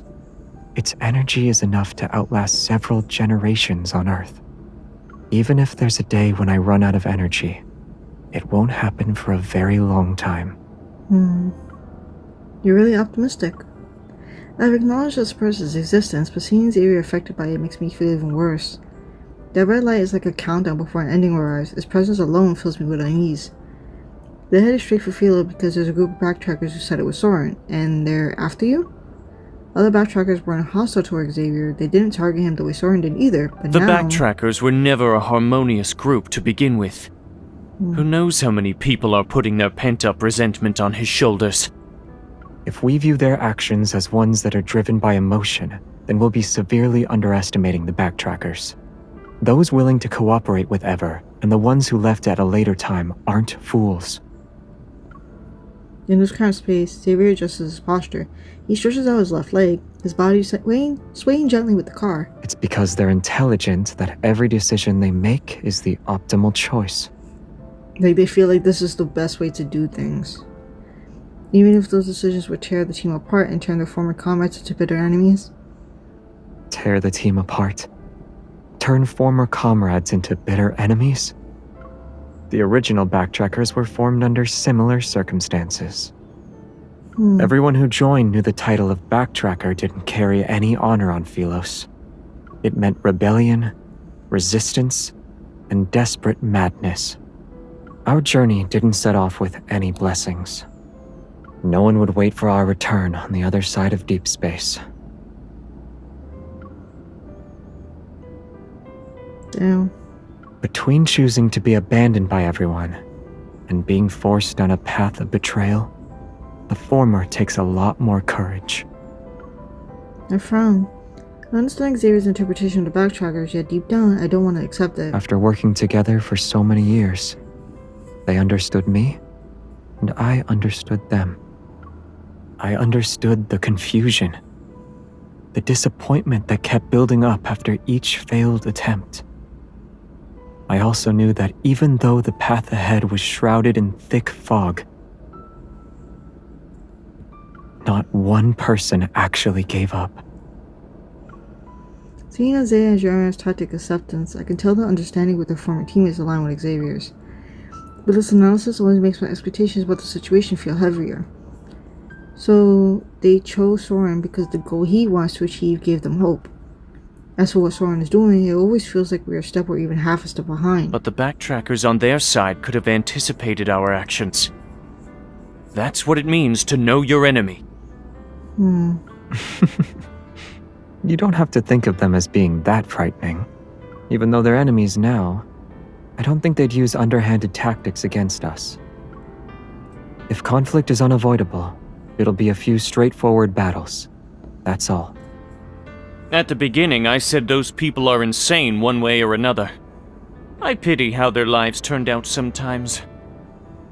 If you still have any delusions about them, I'll spend the rest of my life riding your tail as the King of Sorrow. Your infamy shall be spread from our solar system to Sagittarius. Every star in the galaxy will know your name. Why, man, the other music was so nice, telling him the backstory of how they were. Damn. You write books? All promising members of the royal family do. That explains why you were writing poetry in the backtracker's ship. Xavier slips a cookie into my mouth as if by magic. He intros what I'm about to say before turning and speaking with authority. Since you love writing so much, don't speak anymore. In fact, you can start right now. Write down whatever you want to say. You don't even look at the things I write. I'll look when I have time. Why are you laughing? I can laugh whenever I want. What, are you gonna give me a story about the King of Laughter? I don't want to talk to someone as shameless as you. Isaiah has Phil being made fun of. He crosses his arm and ignores everyone. My gaze moves from the back of Isaiah's head to the back of Jeremiah's head. Then it settles on Xavier's profile. Why are you laughing? You're right. Listening to them bicker is relaxing. Xavier shakes his head with a hint of resignation and leans against the heavy flower pot. He's quiet for a moment, then he softly chuckles. By the way, where did that cookie come from? I picked it from a tree. Jeremiah prepared a tree as a gift for an important client. We're stealing some cookies, so don't let him catch us. Seeing him pull down the small gift box along with a couple of leaves, I swallow my cookie and move closer to the tree. Xavier, you're wrong about one thing. If I were in your homeland, I will wait for your return.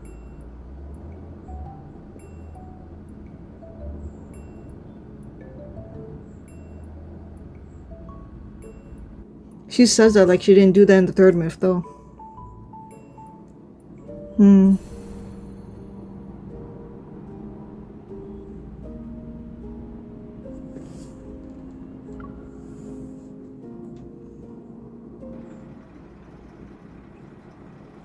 Following Jeremiah's plan, we speed along the suburban highway for a while before heading towards the area tunnel.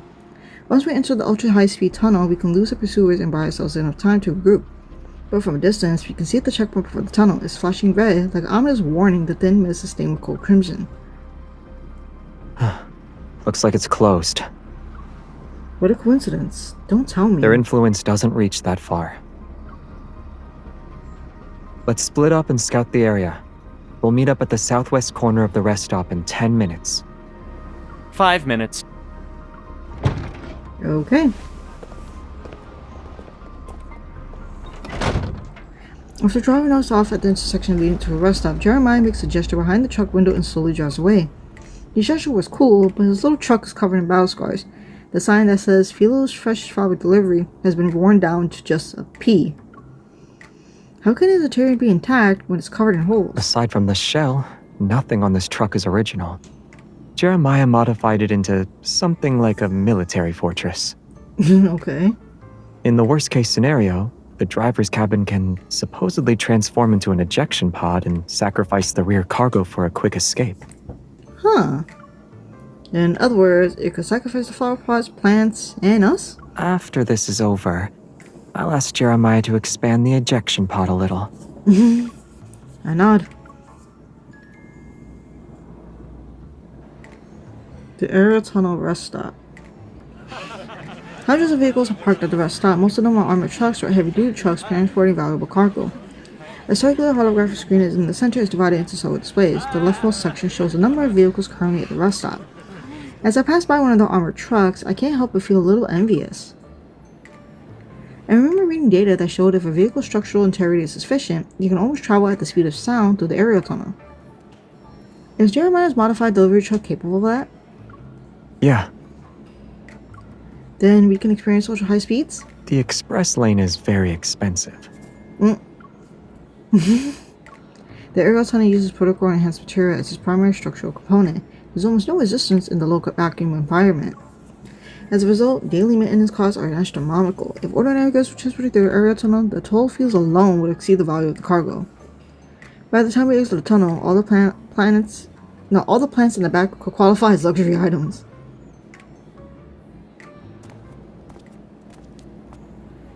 Tunnel instability is normal. It's been in operation for 2 or 3 years. When will it reopen? Who knows? If you can't wait, just use the regular highway. They said it involves stuff like abnormal magnetic fields and unusual energy fluctuations. They won't reopen the tunnel until the situation stabilizes. Long-distance transport is so exhausting. You might as well rest like me and find a massage pod to lie down in. Oh, okay. So they can't use it. After questioning some truck drivers, Xavier and I head to the southwest corner of the rest stop to meet up with Jeremiah and Isaiah. The explanation given by the staff is consistent with the information we obtained. There's no telling when the tunnel will reopen. Did they give a reason for why it's closed? Abnormal magnetic fields, energy fluctuations, and other factors are causing instability inside the tunnel. So all of the situations that's been happening throughout like the past few months or so, they're closing it because there's been a lot of issues. That's just a catch-all excuse. So what's the plan? Will we keep waiting or take a different route? There's only one way to enter the aerial tunnel. If we turn back now, there's a chance we'll run into our pursuers. But if we wait here too long, it's only a matter of time before they catch up to us. Let's turn back. Let's wait. I don't know. But how long are we gonna wait? We can't wait that long. So,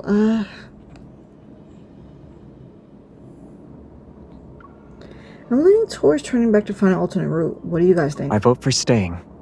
Oh. Okay. Xavier and I exchange a glance, then we look at the other two. What do you choose? Okay. I vote to turn back. Okay, so he's picking the same as me. Then I'll choose to stay. Since there's 2 on each side, no one gets left out. Oh my god. Oh, I know. Why don't we choose to stay, but Isaiah can feel free to go. You're insane. It seems as if nothing in heaven and earth could be more important than their verbal sparring matches.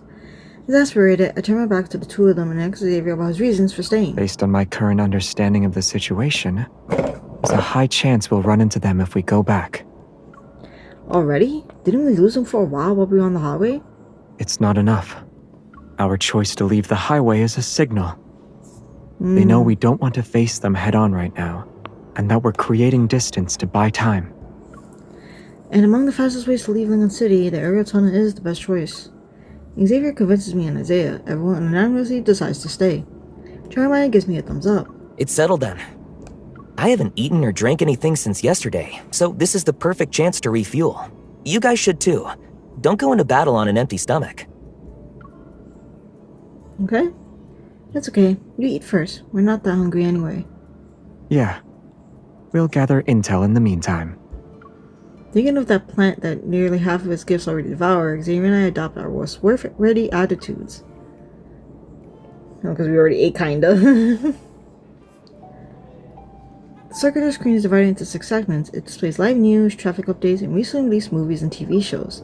Some drivers have their vehicles doors open as they recline in their seats to watch the screens. Others are near the rest stops' food service windows to eat and drink. The aerial tunnel sits at a high altitude, and the rest stop is perpetually shrouded in thin mist. It gives it a surprisingly homey, lived-in atmosphere. You look just like that delivery driver who was worried about being late. It's a perfect disguise. Who? Me? No. Aren't you thinking about something along the lines of, I would have taken a different route if I had known? Magnetic field anomalies can affect the tunnel. I've been dealing with issues related to them, but I completely overlooked that connection. Xavier nods and begins to count. In that case, we should hold Jeremiah responsible. He was driving the truck. I wouldn't do Isaiah so. bears a lot of responsibility too. If he hadn't attracted those pursuers, we could have had time to plan alternative routes. Since I planned to act alone and didn't properly supervise them, I bear most of the responsibility. With the calculations, the responsibility for one mistake doesn't seem like enough to go around for 4 people. I feel somewhat helpless. You don't need to. Yes, everyone's at fault. I would consider everyone's at fault then. Yes, everyone's at fault. My punishment is listening to Isaiah's stories, and yours is working for Jeremiah. Have Isaiah work for Jeremiah instead. My punishment is giving you my 310 HM. That way you'll have 3 generations of HM motorcycles. Do we need 3 generations of motorcycles? Jeremiah, his punishment is listening to Isaiah's stories. You wouldn't understand them anyway. Then what do I do? You'll be responsible for giving me rides to and from work when I don't have a motorcycle? That's not a good, Is this how you lead your team? I'm starting to figure out the actual reason for why the backtrackers split up. Xavier nonchalantly turns away to admire the distant foggy scenery. I knew Xavier is right. In a battle where allies fight side by side, wanting to take on the responsibility is disrespectful to your fellow teammates. Could you try not throwing your other teammates under the bus next time you want to comfort someone? I'm worried that Jeremiah will be so sick of us that he'll turn us into a fertilizer one day. You don't like what I said? I do. Seeing me sigh yet also feel relieved, Xavier reveals an understanding smile and leans to the side. He idly looks around. I noticed you kept frowning and then looking up. What caught your attention? The weather forecast. It said anomalies elsewhere were under control, but in Lincoln they were only getting worse. The weather anomalies and the unusual magnetic fields should be connected to what Soren is doing. Why Lincoln City though? Is it because Ever has more resources there?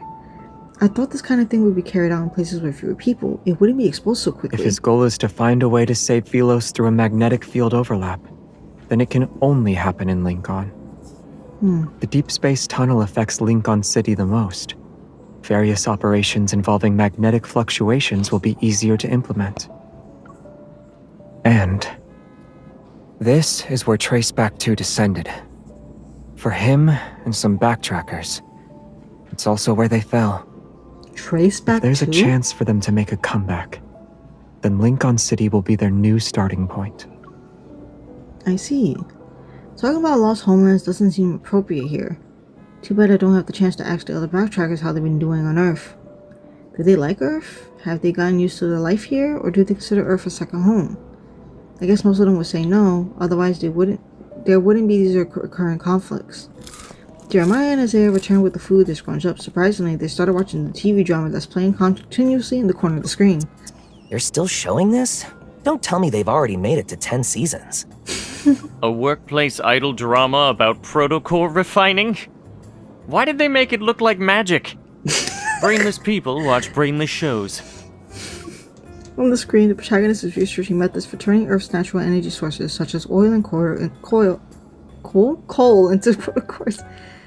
If only it were, that's too ridiculous. If only it were that simple. If natural energy sources and protocol energy could complement and support each other, then there might be more innovation in energy technologies. But it's impossible. I'm not so sure about that. We're quickly shocked by the show's over-the-top melodrama. We can't even give any more attention to our scientific discussion. Who's controlling the screen?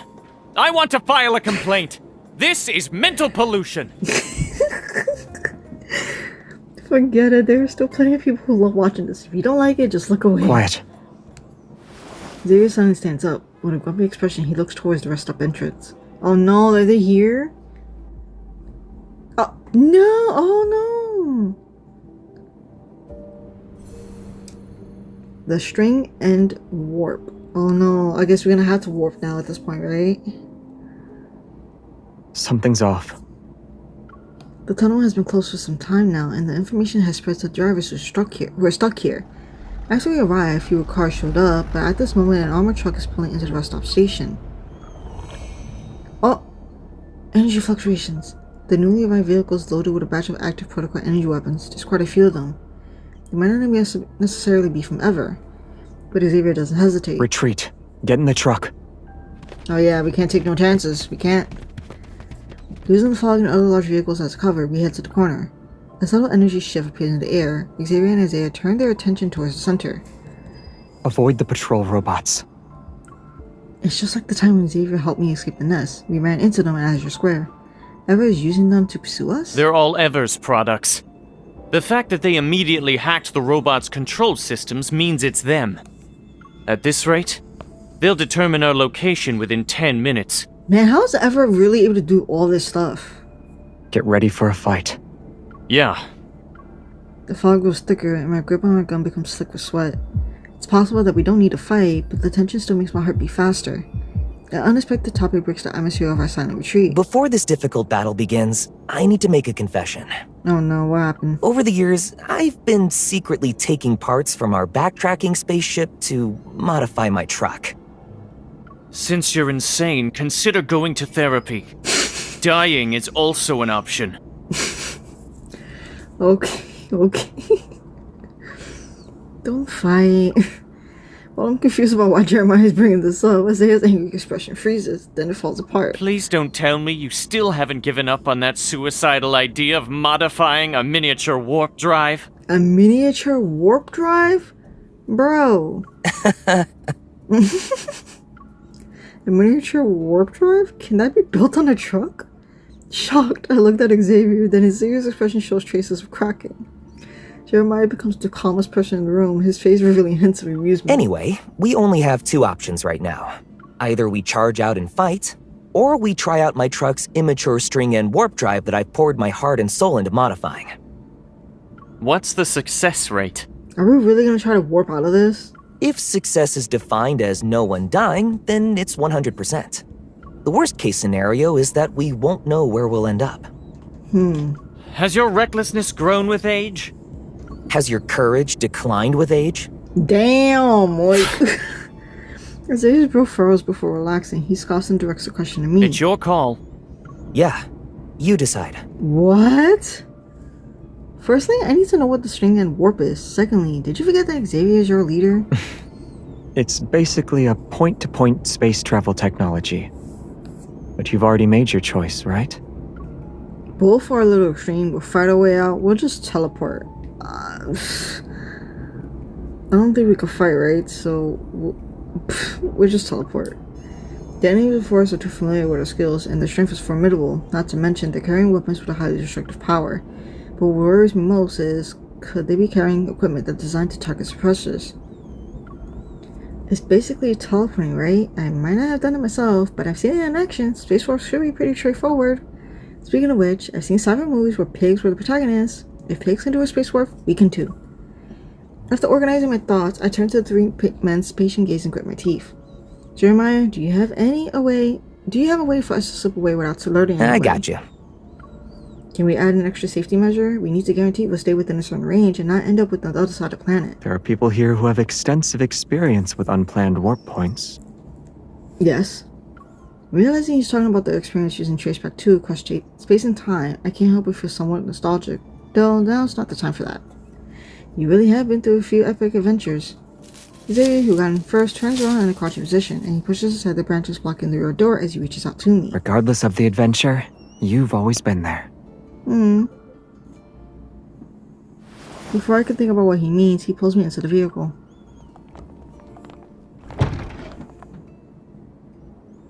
The door closes behind me. It seemingly shuts out all outside threats. Sandwiched in a corner hidden by two heavy trucks, the windows of the small vehicle flash. After confirming that the inside of the truck can't be seen from outside, the steering wheel rises and Jeremiah skillfully manipulates the control panel hidden underneath. Now it's a small truck equipped with a cloaking device and stealth tech.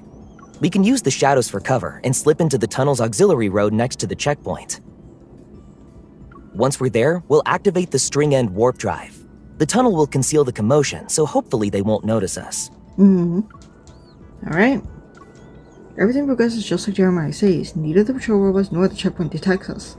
The truck enters the tunnel's auxiliary road. At that final moment, Xavier extends his hand towards me as if to seek my consent. We'll blow up those patrol robots to show them we're hiding at this rest stop. That way, they'll waste more time here.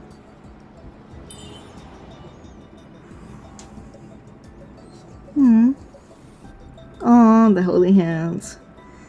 I grasp his hand and we silently resonate just before the vehicle enters the tunnel. Inside the rest stop, several figures are searching for something.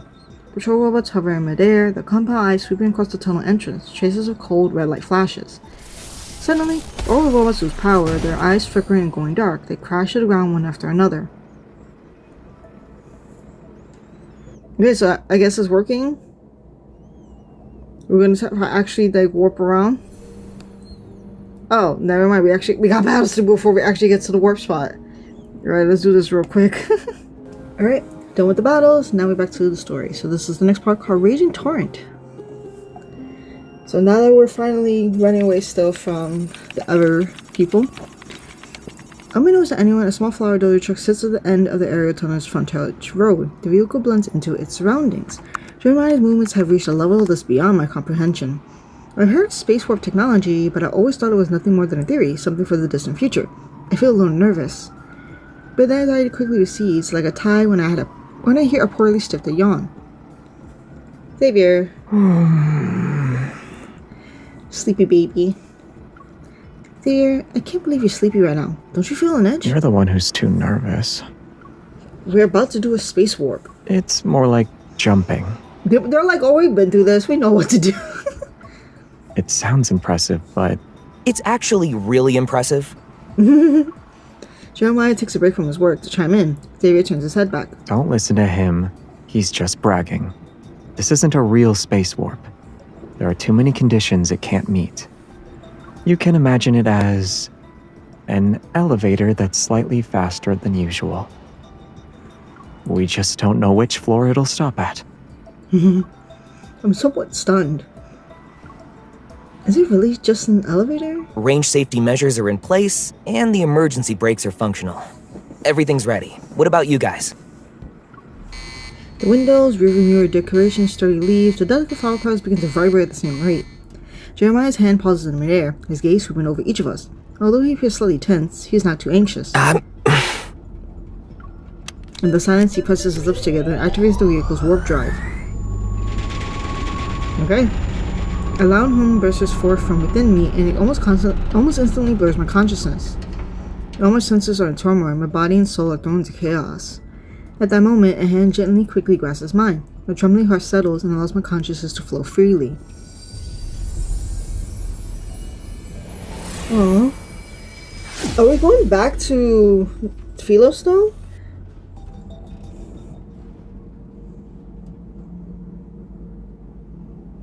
Invisible forces draw upon pure energy born from nothingness. They twist time and space. They accumulate and condense. Invisible forces draw upon pure energy born from nothingness. Oh, okay.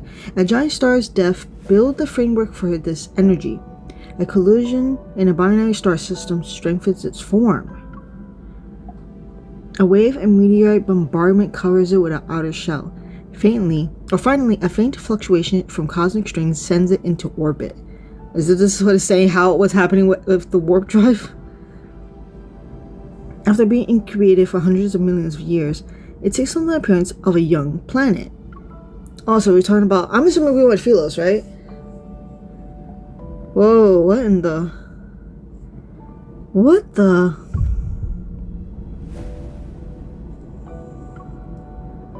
Okay.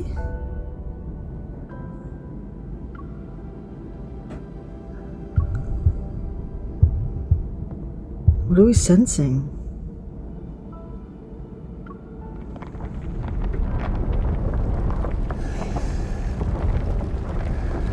Birth of the universe is flourishing growth, decline, and eventual collapse into the ether core play in an endless loop. It's a cycle of perpetual renewal. Light and dust flicker as they flow past. At first, it's impossible to tell whether I'm moving forward or backward, ascending or descending.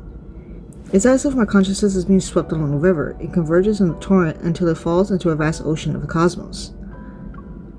Oh, so this is like what we're feeling while this is happening? Like, at that moment, the flowing universe calms and reaches a complete standstill. It's the perfect time to wake up. Time to wake up what? Your memories or... The restraints of my consciousness return bit by bit. Scattered thoughts and confused, fragmented memories are picked up and restored one by one. I remember who I am, and I know with certainty that I haven't fallen into the universe because my body is about to collapse this time. Was that because of the space warp? Everything in my periphery is still, and the universe is frozen in this moment. The past, present, and future converge like countless rivers meeting at the same time. So we're somehow, while in the warp drive, feeling the universe. Like, what? Time loses meaning and everything throughout eternity unfolds within my consciousness. Huh? In that moment of a thought flashing, something establishes a connection with me. It's a hollow planet. I look towards it. When I see the dying planet whose energy has been depleted, everything begins to flow. Massive artificial satellites sweep across nearby orbits. At the same time, a bright speck of light rises from the planet. Without any hesitation, it plunges into the torrent of space-time. It looks familiar to me. It's a ring-shaped ship. It's... Traceback 2? That's the other team, right? Oh, wait, is the other team coming with us here? Converging passes, that's crazy. Because she's saying that she's getting her memory bit by bit. Is she gonna like find out eventually what she is to like Xavier and Philos and stuff? Like, what the? Because she's been slowly, little by little, knowing what she means to each ally. So it's like, I see Traceback's 2 starting point, and I also see every moment after it begins its journey. Xavier in there? Repeating his name in my heart, I fall towards the ring-shaped ship. It's as if I'm descending into a river of time where it exists. Or maybe we're seeing like the moment of them leaving Philos, maybe, or them traveling. The rising bubbles transform into stars of various sizes and scatter, and the ship's outline rapidly becomes clear. The scars on the spaceship hull that I had seen aren't there yet. The compartments that were broken in my memory are now bustling with life. This is what it looked like during their mission. The small spaceship portholes frame several scenes of varying activity. On the cluttered workbench are equipment of various sizes, some familiar and some not. They sit in piles, and between traces of them at Jeremiah's place. Oh, so yeah, this was way before when they first started like leaving and doing their mission. So probably like find the energy and all that. 2 sisters who look alike are polishing their comrades' badges, the gleaming metal sparkling brilliantly in their hands. 5 or 6 people wearing the same uniform gathered in the center. They animatedly discuss something while looking at the several holographic star charts with overlapping galaxies. In the distance, regularly blinking panels and instrument display run smoothly, their faint light occasionally illuminating a distant figure. Their uniforms, I feel like I've worn one myself. I watch the backtrackers from another space-time as if they are part of a vivid, lifelike silent film. Most of them are people I've never met before, so why do I feel a sense of familiarity? Oh my god, it's so cool. The crowd around the holographic charts is suddenly agitated. I suppress my quickened heartbeat and move closer to the porthole. I can make out certain faces among them. Oh, okay. In the center are two figures, and one of them seems to be Jeremiah. Why does he look like he just got into a fight? After some effort, I finally recognize the person across from him, the one covering most of his face. He fought with Isaiah. That explains it. What about Xavier? What about Xavier? I don't see him anywhere. As in an omniscient dream, my consciousness guides me as I float alongside the interior of Traceback 2. In the farthest window, I finally see a familiar figure. Oh, his light seeker outfit. The distance between the portholes is so great that he appears to be alone from the outside. He is away from the crowd located at the other end of the spaceship. But this doesn't make him seem lonely. He's watching the commotion, and everyone is held within his gaze. Their relationship was really good back then. What happened? The gaze that transcends time and space is like dark matter. Even when it intrudes upon the world within the portholes, no one should notice it. But that figure wearing light-colored clothing suddenly gets up and walks towards the window.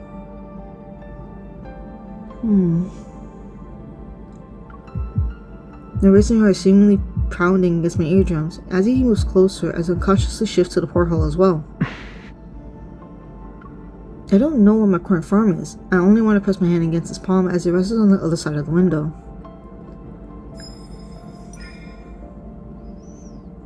I don't know, can we have a moment? Like, is he able to? In that moment, those eyes that have already seen everything look out. His peaceful gaze is endless. I don't know if my figure is reflected in his eyes, or maybe the countless stars in Deepspace cover his vision. Space shakes violently, my consciousness grows hazy, and I only feel myself being pulled backward. I fall into something soft. This is a seat? A vehicle compartment? The spacecraft overlaps with a Philos delivery truck that's filled with flowers. My palm touches a window. It's not a porthole, it's the window of a truck. Wow, we really went through like a whole ass vision in our head. Everything instantly becomes real. Has the cosmic conscious convergence ended? As I'm confirming my thoughts, the compartment keeps shaking. My consciousness withdraws from the emptiness of space at an increasingly fast pace. I can't help but feel a surge of urgency. I look towards my periphery. I want to see what lies at the end of the current where Traceback 2 is located.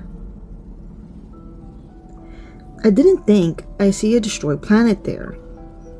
It's Earth! A certain voice rings out in my consciousness. That is Traceback 2's destination, and it's what will become of the current Lincoln in the near future. Whoa! In the backtracking torrent, the Earth's core flows with light once again. It continuously swallows the energy that had escaped. The tectonic plates had already disintegrated are being pulled in the opposite direction. The planet's condition is being reversed. Amongst all of this, a streak of silver light rushes towards the massive vortex formed by dust, meteorites, and planetary debris. At last, it's buried deep within the reformed planet. How could this have happened? Didn't Traceback 2 reach Earth? Panic grips my heart. My gaze moves away and Traceback 2 travels quietly through Deepspace. I see Xavier turn and the cosmic fluctuation detector behind him receives a new signal. It's impossible to know what he saw. All worries sink into the sea of consciousness, and lunacy once again distances itself from me.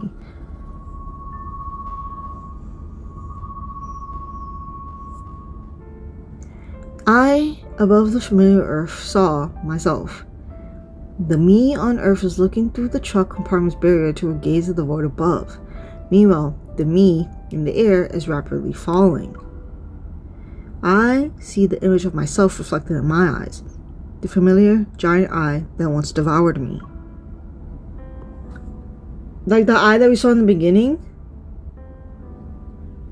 Once the observer's vision leaves the cosmos, the changes don't stop. The space-time current that Traceback 2 is traveling on, along with countless other currents whose origins can't be seen, has arrived at the same turning point. This is a turning point outside the natural order.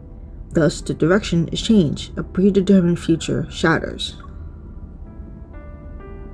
A predetermined future shatters. So that's what they meant when they couldn't save anything? The air twists, a rift appears, and it spits out a small truck. The barrier opens just in time. It catches the vehicle half a second before it lands, which prevents everything and everyone from being smashed into pieces. Great! It was a safe landing. Oh, well, it was a safe landing, but we learned a lot. Whoa! Our spaceship? The place we landed is none other than the depths of the no-hunt zone number 42. We're next to trace back to. The hazy sounds of amazement intensify my dizziness. I blink, and the first thing I feel is the hand I'm gripping for some reason. Xavier tightly holds both my hands this whole time. Can you hear me? Do you feel dizzy or nauseous? I think we feel a lot. Xavier. Yeah, it's me. Yeah, that must have been so, like, to you yourself, because obviously you've been feeling a lot of things, being like, oh, why is everything so familiar from me, but I don't know anything. And then to just have this big vision while you're doing the warp drive, because you're technically traveling through space, and then you as like the person for help the space, time, and everything, it's like she just got a vision out of nowhere. And seeing what's been going on with Xavier in the past and why he's doing this, like him and his team. Like, that's insane. When I'm leaning against changes from a truck door into something warmer and softer, then the door opens and the scent of the forest rushes in. For one whole minute, I'm reacquainted with myself and let Xavier come back into focus. It feels like a lifetime ago. Huh? Wow, still slightly overlapping with those images, he approaches me, warm fingers gently brushing against the area near my eye. The evening breeze stirs, the slight coolness on my moistened face is exposed. Are we crying? Xavier looks surprised. The other two figures, who are more blurry, stop in front of the truck. They don't approach. I blame you for this. Your driving skills are just as terrible as your swordsmanship. Well, The faint sounds of conversation are far away, but Xavier is very quiet. The quieter it gets, the more disoriented I feel. Unsure of what to do next, I move my fingers and I subconsciously loosen my grip. But nothing happens. The hand I'm holding onto is unwilling to cooperate. He has no way of knowing that I somehow miss making eye contact with him across the cosmos. But he's holding me tightly. My heart, deafened by overwhelming chaos, can finally hear the call of consciousness again. I shudder and hold him back with a firm grip. Before the space warp happened, your evil was out of control. Do you remember? A little. The ether core's energy must have surged. You weren't in the best shape. If I hadn't held on to you... He pauses, then he gently pats my head to replace those unsaid words. You are not hurt or anything? I feel much better. I'm just a little tired. No, I'm very, very tired. Weightlessness, dizziness, sensory integration issues, partial memory loss, all of them are possible, but they're only temporary. I should have told you some tips for adapting to interstellar warps beforehand. They might have helped.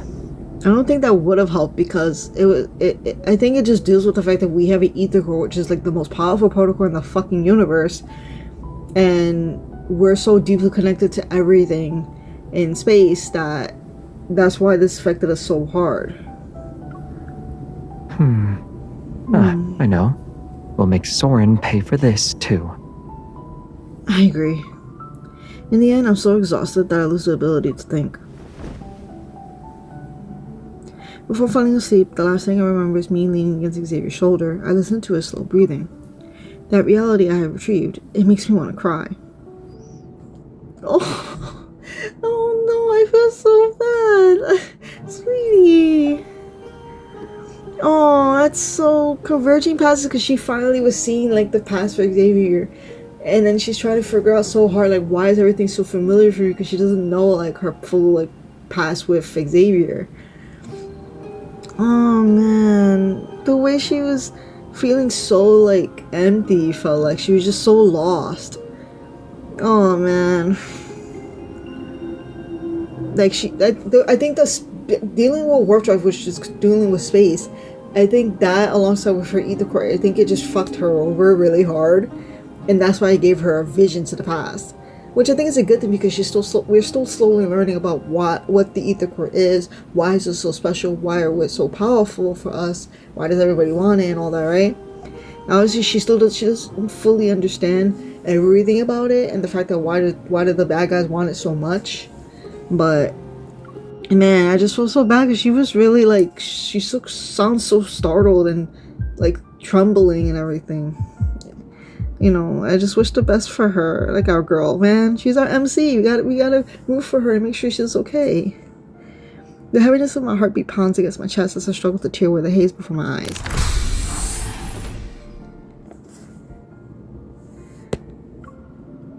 Seemingly enlarged, Xavier's face sways in my vision. I want to reach out and touch him, but I can only uncurl my fingers.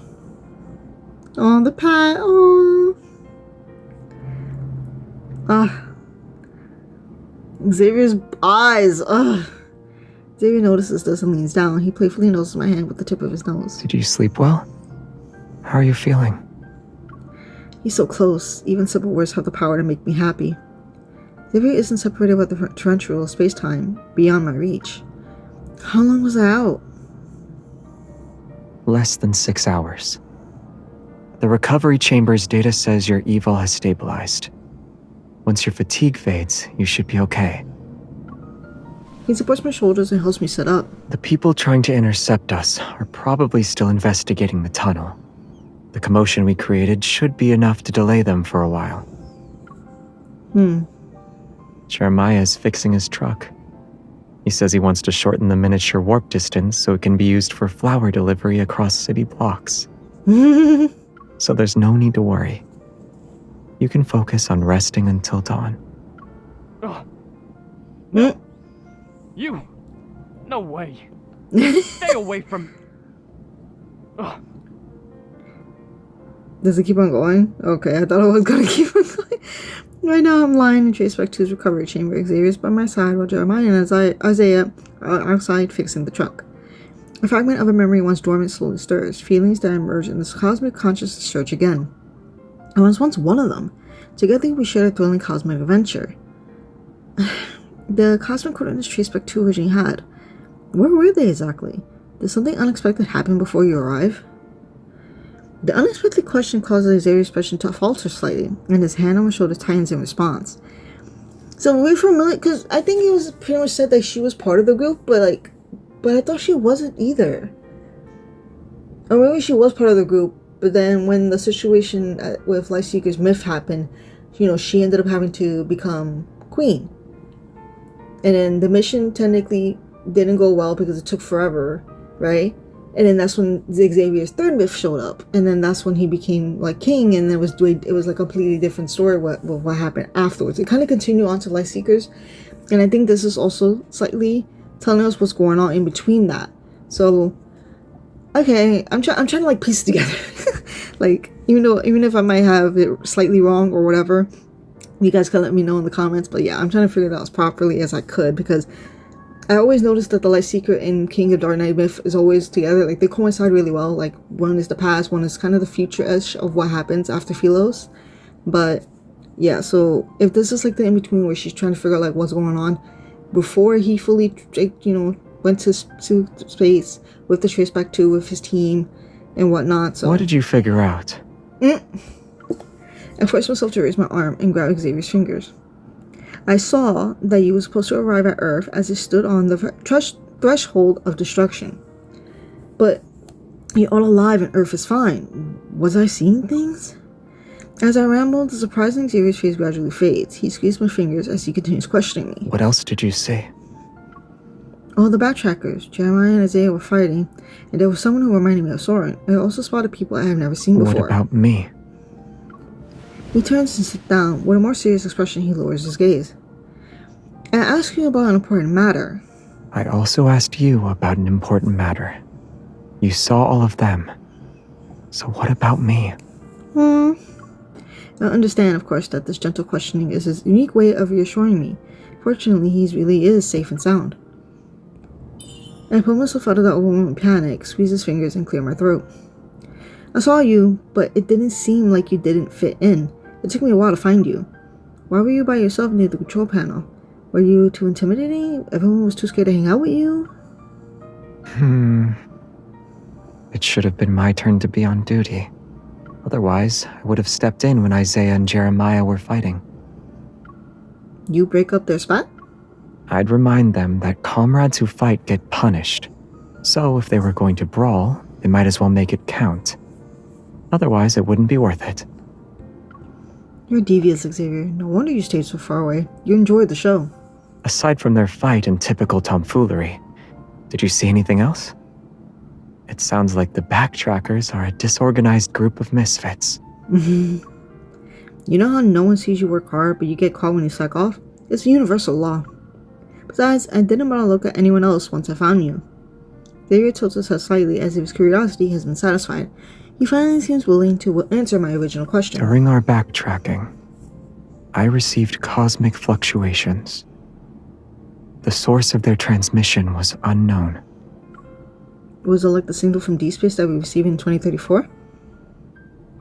Xavier freezes for a moment, then his expression suddenly softens, his smile carrying a profound meaning that is difficult to read.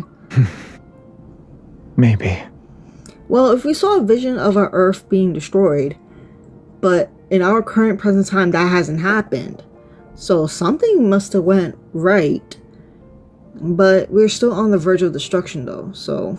Although their source couldn't be traced, they weren't difficult to decode. I'm very familiar with the encryption method.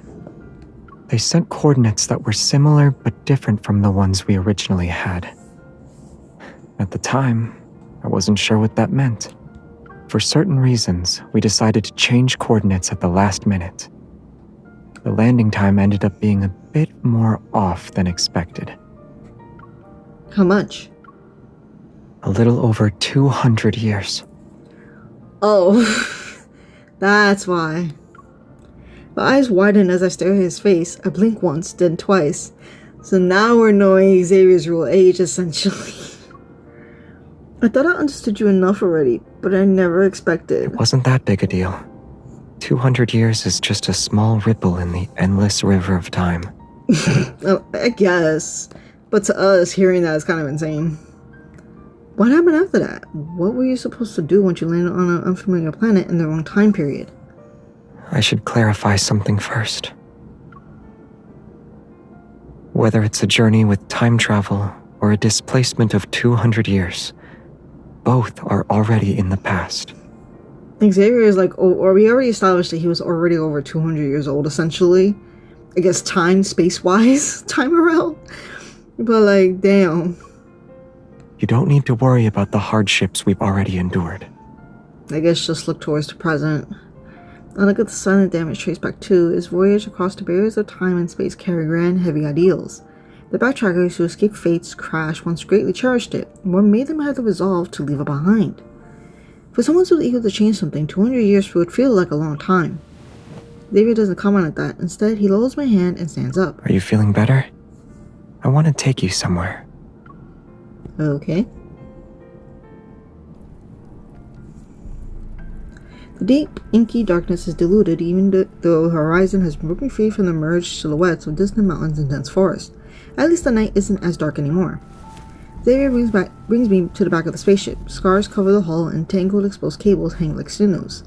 He pushes the vines aside and opens a small hatch door hidden underneath. There's an internal network composed of chips. This is Traceback 2's energy transmission system module. What you're seeing makes up roughly 3/1000ths of the entire system.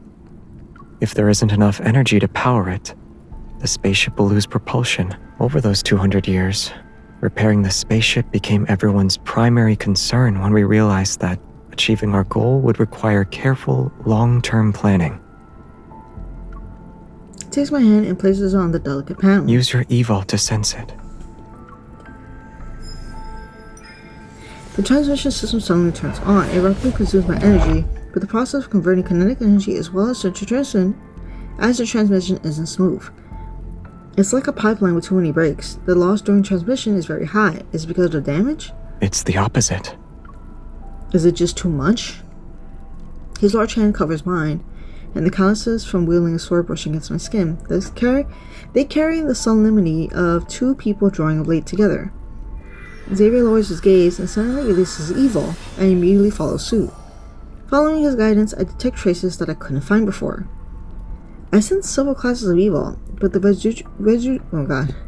residual energy is already very faint. These are... It's the power of other backtrackers. This part of the transmission system has the least amount of damage. At the time, we decided to prioritize repairing it. Mm-hmm. What you're seeing is the result of that. A warmth flows into my heart along with its explanation. I gently twist the transmission system with newfound reverence and try to expand my detection range. It works. Now that it's several square meters wide, the evils I can sense become more numerous. Some are intense, others are gentle. Each seemingly has a different personality, just like their owners. Oh, come on. 033034 in Section G is almost fully repaired. The next phase. Okay, I was hoping that we would get, like, flashback memories. If we continue to supply our all that awaits us is failure. Mmm. Can we try again, please? Hey, leaving too? This doesn't involve just one person. The spaceship infects everyone. Your orders, I won't accept.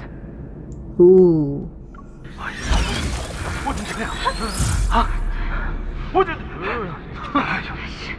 Okay, there was a fight amongst them. Those moments in time have been preserved by the transmission system as energy.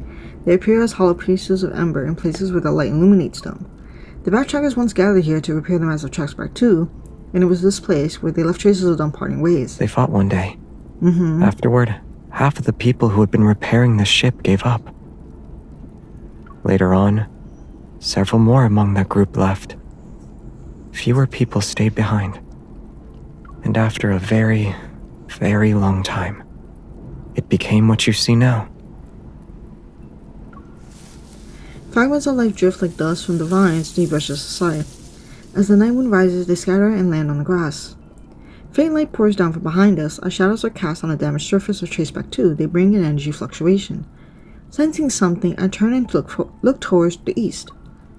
The morning sunlight rips open a line along the distant horizon, and the towering structures in that area cast long shadows. Whoa! Once our eyes adjust to the light, we realize it's a magnificent giant sword standing upright. It's as if it's cleaned heaven and earth. The holy sword of the goddess! Oh, we just... Another... What? Another... Is that another memory, or we just somehow traveled there? What? Okay, so it's cool that we're getting... I like the fact that we're getting a lot more information on where Xavier came from, and like his team, and what happened with the team. Why did they seemingly like... not disbanded, but they all like really just left? No Hanzo number 39. Huh? It wasn't there last night. It just appeared out of nowhere this morning. Oh. What is it? A mirage? Morning light bathes the boundary between the city and the No Hanzo number 39. It illuminates the metal fence that's in front of the seclusion barrier in the old plaza. So, did this like statue came out of nowhere?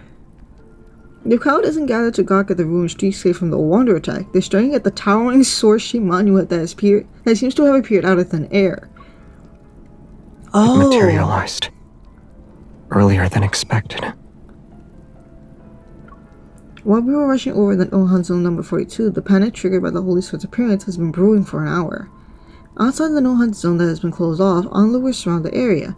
Xavier and I weave through them. We move closer to the seclusion barrier. The anti-tracking devices I gave you were just thrown together, but they should still work. The only downside is the limited battery life. You have 5 hours at most. You better work fast. We only got 5 hours to deal with this? Got it, but we're getting a closer look might be a little tricky. It's daytime and everyone will be watching. Oh, before I can finish, Xavier pulls me towards the station of evil police officers and flashes a vintage-style wallet. Hello. I'm the hunter who was sent to investigate the situation. This is my partner. He just had this ready on standby for some reason. In the blink of an eye, we're inside the perimeter. What were you talking to Jeremiah about? Nothing. I just forgot I have official clearance to enter and exit no hunt zones. We've either been hunted down or forced into hiding these past few days. Everything is a mess. This is all Soren's fault. He has a mountain of debts on him. I doubt he's sleeping as soundly as we are. What did you show the officers anyway? Your hunter ID? Yeah, my hunter credentials. Huh? The old wallet is open and Xavier's calm expression subtly changes. It's my Bunny's Hot Pot membership card. Your Bunny's Hot Pot membership card. We stare at the Beaming Rabbit mascot for a few seconds, then we decide to move on. Why did it sound like it was a problem? Why did it sound so important? Passing by the damaged buildings within the no-hunt zone, the asphalt road under us is slowly replaced with pristine white stone slabs. This is the complete holy sword of the goddess. Unlike the phantoms that I've seen before, the solid statue stands before me. It's solemn and graceful like a reverent queen. What's going on? As soon as my consciousness wavers, it strikes me. So like seeing this statue for some reason is like, I guess the statue is supposed to be really important to us, and that's why we were feeling this way. Another flashback? Are you determined to do 1,000 strikes? You fulfill every request our teacher makes. I don't want you to become another's knight. I can choose not to become king. Oh. You can choose not to join the Lightseekers, who answer only to the royal family.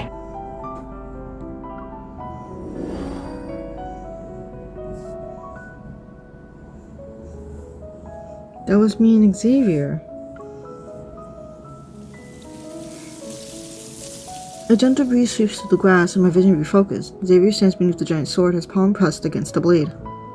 As we're transported back to the ancient time, he bows his head and silently recites something, or maybe he's performing a ritual.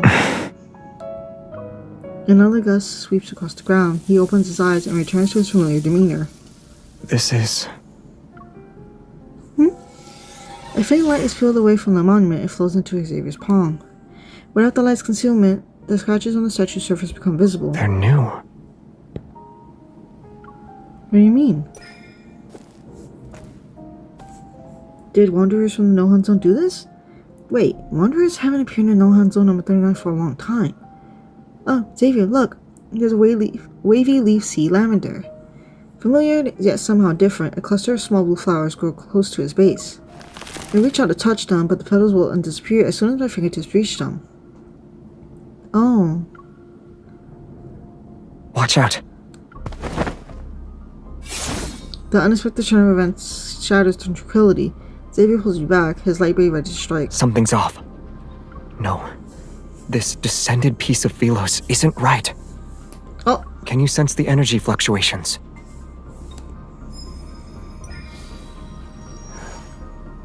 These are normal fluctuations behind the monument. It's like the huge magnetic field overlap I sensed before. That means the statue's appearance is only the beginning. Is it like somehow gonna turn into Philos? Maybe you'll see Astria Knight Academy. Oh. That name sounds familiar. Light shines as Xavier uses his blade instead of his fingers to gently touch the vines on the statue. It's as if he's punctured a static illusion. The vines rapidly shrivel up under his sword. They turn into smoke and dust in the blink of an eye. This isn't good. The forcibly transplanted Philos is withering. Are you saying? Xavier crouches down and runs his hand over the slabs we're on. His palm is covered with a layer of light-colored dust. Without its original energy from the cosmos, everything on the planet will only decay faster. Because it's not from, it's not actually Philos. So bringing parts of Philos to a different area is not gonna work. It would actually make it worse for them. We once theorized this could happen. Oh no. The Flux Nexus in No-Hunt Zone number 39 has already been destroyed. Yet the Holy Sword of the Goddess still appeared. Maybe other places will get more? I'm afraid only Soren knows the truth. Xavier narrows his eyes as he looks at the wilted, wavy leaf sea lavender at his feet. Just when I believe he might be thinking of sending Soren by himself again, he closes his eyes. Then he looks up and softly speaks to me. Let's go. Soren is in a good hiding place. We won't be able to locate him immediately. How did you know I was worried about that? You're gripping my hand tight. It wasn't hard to figure out. There's no point in staying here any longer. Let's get going. We'll think of something. Okay. Oh, that's not good. When we return, the crowd of onlookers have only grown larger. They're sizing up Xavier and me. The hunters on duty have arrived. I step forward to explain the situation to my colleagues and the evil police. That's it, more or less. I recommend avoiding the area for now. Keep your distance while maintaining a high-level security presence. The latest energy data has already been uploaded. Let's wait for the association's analysts before considering the next course of action. After saying goodbye, I turn to call Xavier so we can leave, but I see him staring at the crowd. What's the matter? I saw a familiar face. A backtracker? I move towards the checkpoint. I'm not sure if I should call for backup. I know who it is. He's not allied with Soren. We'll circle around and grab him. Okay. Okay, what? Xavier and I split up and blend into the crowd. We follow his flow to sneakily approach the backtracker. Just as we close in, the person senses something, quickly pulls down his hat and turns to walk away. We've been spotted. Get ready to ambush him. Layers of people have struck my line of sight. I struggle to push through the gaps as I chase after him. But whenever I'm about to catch up, I become unfocused for a moment. Stay at least 6 meters away. Keep your distance. He's a psychic class evolver. Get too close and there's a chance he could paralyze your brain or make you go blind. Oh, okay. He's strong. The backtracker quickly realizes that we're keeping our distance and decides to use the crowd as cover to make his escape. Just as I'm about to close in, strong metaflux suddenly falls. My concentration scatters. Oh no. The wondering? No. Just get out this metaflux. It's a horde. Space is torn apart as several menacing figures fall. Wanderers lunge towards the civilians who have collapsed. What? I can't worry about the backtracker now. I immediately call the evil police and let them evacuate the civilians. Then I raise my gun. Besides me, he flashes and vanishes. In a blink of an eye, the blade had already sliced the Wanderer's claws. But what surprises me even more is that the people who appeared later is standing in front of the civilians. It's that backtracker. I'll handle this side. Oh! An unfamiliar, composed voice comes from Xavier's side. It's like an old phone call that took years to reconnect. Is that guy is helping us? That's Oh, that's like a random ass battle. What the fuck? I was not expecting this. Okay. Bang! The tall, thin backtracker is pushed through the doorway. I follow Xavier and take a moment to glance at the small sign hanging on the door. No worries, agency. It sounds like an agency that takes money to solve problems. Or organization. Upon entering, I see the decor is just like the stuff you see in the offices of old TV dramas. Simple yet refreshing, they carry the faint sense of plants and wood. It's formal and not what I imagined. Xavier locks the door and acts more like the owner of the office rather than the actual owner. Sullivan, has Soren contacted you recently? Sullivan. It's been ages since we last saw each other. Do you have anything else to say? He's like, no, hi, how are you? The holy sword of the goddess manifested here. We don't know what will appear next. Now's not the time for a heart-to-heart. Has Soren contacted you? No. What about the 4 people you're close to? One chose Soren in the end. As the Rainbow Runners prefect and resource coordinator for the backtrackers, your data integration abilities shouldn't have deteriorated, right? What are you trying to say? We need your help. Xavier doesn't respond. Instead, he turns and begins surveying the small office. He stops before a corkboard covered with photos. Back then, Traceback 2 landed at a space-time anchor point that was outside the margin of error. The first plan was immediately scrapped. After the second plan was agreed upon, we spent 20 years searching for suitable magnetic field points and planted 53 flux nexuses. What? I haven't forgotten. That was to detect Earth's energy flow, so we could immediately detect the formation of an ether core. Unfortunately, as soon as the Corona Rift catastrophe appeared, all our plans were ruined. Those flux nexuses could only be shut down. What if I said that the flux nexuses weren't actually turned off? Rather, they were changed to serve another purpose. Pinned in the corner of a photo between his fingertips, Xavier runs his thumb over the blurry, frayed image. It appears to be a group of young people wearing matching uniforms. They're standing before the Holy Sword when it was still pristine. Are you saying the Holy Sword of the Goddess appeared because Soren modified the flux nexuses?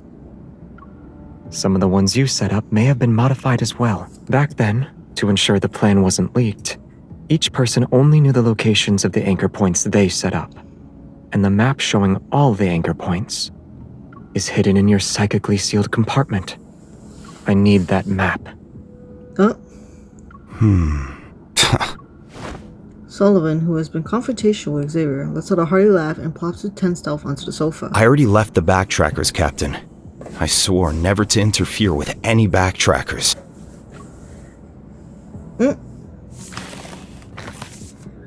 Xavier takes down a map of Lincoln City and spreads it out in front of Sullivan. Just mark the anchor points in Lincoln. That'll do. Think of me as an aging old man. I can no longer chase the dreams of my youth. The old photo is pushed across the map. Sure. After all, you're willing to let them be buried in the dream you abandoned. Damn. The cold sneer Sullivan forced onto his face immediately crumbles, and he looks away with an icy expression. You think that will make me come back crying and ensure I swear my loyalty to you again? You're too... That's not what he wants, though. Save the complaints for next time. Assuming there is one anyway. Yo, Xavier is so serious, so like... This is the second time Xavier has interrupted him. I'm nervous because I rarely see an emanate intimidator. Literally the same. I never seen Xavier be so serious often. So this is just like crazy. With that kind of attitude, I can only hope Sullivan doesn't get angry and side with Soren out of spite. But the holy sword of the goddess has appeared. Doesn't that mean Soren's plan might succeed? The holy sword of the goddess was the first to manifest, which proves he remembers the oath we swore before it. He's staying true to himself. Shouldn't you be happy? But his actions are tearing Philos apart, which will accelerate the death of the planet. What? He lost his mind. Have you also gone mad? What do you mean he's tearing Philos apart? Oh, they think he's doing this like it's gonna work for Philos, but in reality, it's actually gonna destroy it faster. Xavier extends his hands, clenches his fist, and a gray dust particle falls in front of Sullivan. The falling dust shattered the serenity in Sullivan's gaze. He leaps up from the sofa. The Philos that's being transferred through a magnetic field overlap is the same Philos in our memories. But it won't be for long. He modified the flux nexuses to perform an energy traction. To be more specific, he used the RMFMA's spatial overlap principles as a basis for cutting and transplanting Philos. That's so insane that he somehow, working with Ever, I guess, was able to work to do like transport a whole fucking place to Lincoln, essentially. Like, how the fuck can you transfer a Philos to current time Lincoln? And it's just sporadic. Right now, it's just sporadically being in different areas right now. Because, like he said, he's probably using all of the flux nexus that they personally used. And he's just using them now to pretty much do a goal for himself. But, like, it's not working. Because now we're seeing that, even though I understand they want Philos so badly back, right? But not in this way, because now they're gonna find out that Soren is actually ruining it way faster than they would have ever thought. Because that's not, I don't know, that's just hard, I think. Damn, like... Unlike the planet transplantation we theorized, this method will cause the fragments of Philos to lose their original energy when they arrive on Earth. Yeah, because it already has enough energy there, so it's like it's slowly dying already, right? But then bringing it to Earth, which not, at that point it would have no more energy, because they wouldn't have the energy anymore from the Philos, like from the actual Philos. Yeah, like it would just die faster. Like, what he's bringing isn't Philos, but rather the broken corpse of a lifeless planet. The decay of the holy sword of the goddess has only just begun. Because now we're gonna look for other places, and then those other places are gonna be destroying, and it's just... The gray dust sits at a thin layer on the table. It's so fragile that it doesn't need wind or rain to disperse. Sullivan's hands tremble. He wants to touch dust particles, but he doesn't dare to get close. Our everlasting statue. As long as Philos stands, it will never fall. Heavy silence fills the room. It presses down on everything. No one dares to breathe. I like the fact that even though Sullivan was like, you saying all this stuff is not going to make me be loyal to you anymore, and Xavier's like, you don't need to be loyal to me. The problem is that our planet, which we deeply care for, is dying. So you don't need to swear loyalty. I just need some help so we can restore Philos and not have this happen. Like, it sucks. I noticed the soft side that Xavier had hid behind his calm words. It's so gentle as if he's afraid of disturbing something. This is what you left with me back then. He takes off a familiar badge from his pocket and places it beside the dust from the monument. Now, using my authority as Xavier, I invite you once again, be my vice captain. There was a stack of neatly arranged forms on the desk. They matched their office interior. The note looks new and seems to be a request form for lost items. Mr. Yang, Building 12, Unit 102, urgently seeking a melodious laughing thrush that flew away from the backyard at noon. I hope that melodious laughing thrush hasn't wandered too far. Let's go.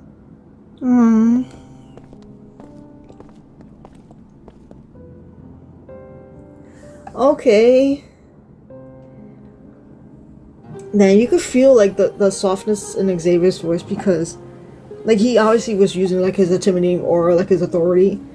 But like as they talk about how badly like Philos is dying, you can tell from both of them that they're just really saddened by what's going on and the fact that Soren, which is their technically former ally, is doing this to Philos. And like you said, like Sullivan said, like, oh, I'm under the impression that Soren was actually doing this and it was actually work for Philos, like it was going to be better for that. And then to find out that no, it's actually making things like 10 times worse. I don't know if Soren knows what's going on or if he knows that this is actually making it worse. But right and wrong, man. I really wish we could help them with this. It's so hard. Because like I said, transporting like technically a whole planet to Lincoln, I think that's insane. I don't know how Soren's doing that, but they're just making things worse for themselves. The streets outside the window are a blur as the hastily repaired truck carries us towards the other side of the city. You ran into old Sully? He opened an agency? He's doing work for his neighborhood? I'm not surprised. He's a people-pleasing bootlicker. And he has a forgettable face, too. Quiet. Before meeting up with you, we visited 3 locations where I remembered flux nexuses had been planted. 2 of them showed no activity, but we removed them just to be safe. The third one we collected was at Triumph Avenue. The street in front of our academy had manifested. That was the first time I saw it so deserted. There wasn't a soul around. No one being present is a good thing. Seeing Jeremiah's confusion, I sigh as well and give him a short recap of the conversation between Xavier and Sullivan. The Holy Sword is deteriorating. The wavy leaf sea lavender is withering. These are all signs that point to the planet's energy being drained. But it shouldn't happen this quickly. Transplanted planets do experience a phase where their energy is taken away, but the new energy should be enough to sustain them through this transition. Earth's ether core hasn't fully matured yet. It can't meet the requirements to support Philos.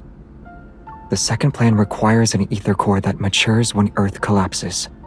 Then Earth's energy won't be directly siphoned if people start appearing in the magnetic field overlap. As silence falls over the truck, the clamor of Lincoln officially waking up Jeff Sin. It's mingled with the sounds of the rush hour traffic. Soren did a calculation. Even with planet transplantation, people still have a 53% chance of surviving the process. That's 1% higher than the chance of doing a successful backtracking. I think His Highness, the Crown Prince knockoff, is missing Soren again. This isn't an experiment. It's a gamble. Yeah. When you first proposed the concept of backtracking, how many people supported you, Xavier? Oh, because it's like essentially the same as Xavier's, but it's not. Oh, this is so different. But it's difficult for them because they were here supporting Xavier's goal into why he decided to do this. Because they all left Philos for a reason.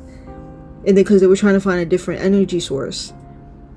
And now that Soren is trying to do a different way of getting an energy source, but the problem is, like Xavier said, if they're supposed to be using Earth, but Earth is not ready for this yet, then yeah, it's not going to make anything better. But yeah, it's like 2 different people wanting to do the same thing, but just different ways of doing it, and then they're both failing at it. 80% of people thought you were joking, and the remaining 20% thought you were insane. Do you even remember how many times your backtracking experiments failed? It was okay for you to fail again and again, but when it's someone else's turn, it becomes a gamble? Oh! Is it because you're the Crown Prince, so you get special privileges? Oh, wow. I can't believe seeing Xavier getting called out like this is crazy. Those who only ever think about power always seem to see that fault in others. Since you can fail 100 times, Xavier, other people should be allowed to fail 99 times. Yeah, but if he failed that many times, but it didn't destroy the planet, would Soren's one time of doing this, knowing how bad it is going compared to Xavier's multiple failing times, I feel like his one try is like outweighing Xavier's like 100. Like, you know, if that makes sense to be like, oh, you've done this multiple times, but every time you do it, it's not as bad, or it doesn't really affect anything. But then when someone else does like the same thing as you, but then they do it worse than you, and then it actually does affect something, then that's more of an issue, right? Because they messed something else up way more than this other person did. Like, I get what Isaiah is saying, because he's like, oh, it's really not fair that you guys are both trying to do the same thing, and you did it multiple times, and we didn't really say much about it, or you didn't complain about it. But when Soren's trying to do the same thing, you're taking like all the time in the world to try to figure out like, no, he can't do this. Let's look at Philos' situation and assume that letting 1 million people die could save 1.01 million people. You should know what the correct choice is. Damn, the truck turns at an intersection. Jeremiah slams on the brakes and stops the vehicle in the disordered corner. He grits his teeth as he glares at Isaiah. Now I understand how that human-eating planet and the royal family that upholds it came to be. Yo, this is so much tension, Harry. What the fuck? Holy. You stand in the clouds at 10,000 meters. 1 million people look like densely packed grains of sand beneath your feet. They mean nothing to you. But I stand on the ground. So let me tell you that they're people just like us. Each and every one of them. Damn, this is actually insane. They each have a name. They're not a string of numbers. Damn, that's so... Because obviously to Isaiah, he thinks of himself as like, well, I'm part of the royal family, so I don't give a fuck about anybody else, right? Jeremiah is obviously not part of the royal family. He's more of like, I guess, a peasant, so to say, right? And he's like, that's why he's like, yo, you're treating us like we're such like nothing, when all of us will probably restore Philos if we can, or like we love Philos as much as you do. In other words, we let everyone die together while chanting all lives are equal? Because technically, no, all lives are fucking equal. Everyone dies the same death, like, not the same death, but like everyone dies, right? Like, that's the point. Huh. If anyone needs to be sacrificed, it should be scum like you who don't see people as humans. Oh, damn, yeah. The two start scoffing as if they're competing, as he has the opportunity to interrupt them before they can continue. How is this helpful again, or have you ever thought about Earth? I don't even know. I don't know. This is so, like, killing me, because... they're not gonna think... I don't think they ever thought about Earth that much, because they obviously wanted to use Earth as a planet, as a source of energy to bring back to Philos. But that didn't happen. Obviously, since there was a vision of her that she noticed that the Earth was destroyed already, but it didn't seem like they took the energy yet. Man, I don't know. Have you ever thought about Earth? Does our planet need to die? Earth's collapse during the apocalypse is inevitable. Why should we worry about Earth if we can't even save Philos? Okay, you two should stop arguing. Listening to your spat is giving me a headache. For a moment, only the engine's vibrations remain. Xavier taps Jeremiah's chair and the truck starts moving again. Damn. Operation Backtrack's first choice was to take the planetary core, which only forms when a planet is dying. Mm-hmm. It's like taking organs that are still viable from a dying person's body and transplanting them into someone who needs them. Yeah. When we made that decision, we knew how great the risk of landing during a planet's destruction would be. We might get caught in cosmic winds that form because of the energy. Or we might be annihilated along with the fracturing tectonic plates. But the reason why every backtracker agreed to it? We refused to survive by sacrificing some to save others. We refuse to survive by sacrificing some to save, which has been his like main thing. But But then why is Isaiah part of the backtrackers if he doesn't have the same viewpoint as this? He obviously established he doesn't. So why is he here? So even if we needed other planets' planetary cores, we had to wait until the planet died. Okay, makes sense, because they don't want to actually kill off an entire planet and kill off a bunch of people to get just the energy core from a planet. Philos' new future can't involve endless sacrifice again. It sucks because I don't understand how they couldn't find another way to get energy for their planet besides sacrificing MC over and over again. His gaze, sharp and intense beneath calm surface, is directed towards the rearview mirror. It's as if he can peer into the hearts of his two former teammates through it. Should we ever reach a moment when sacrifice becomes necessary, we only have the right to sacrifice ourselves. We don't decide who lives or dies. So, this topic lacks the necessity for discussion on a fundamental level. Damn. Yeah.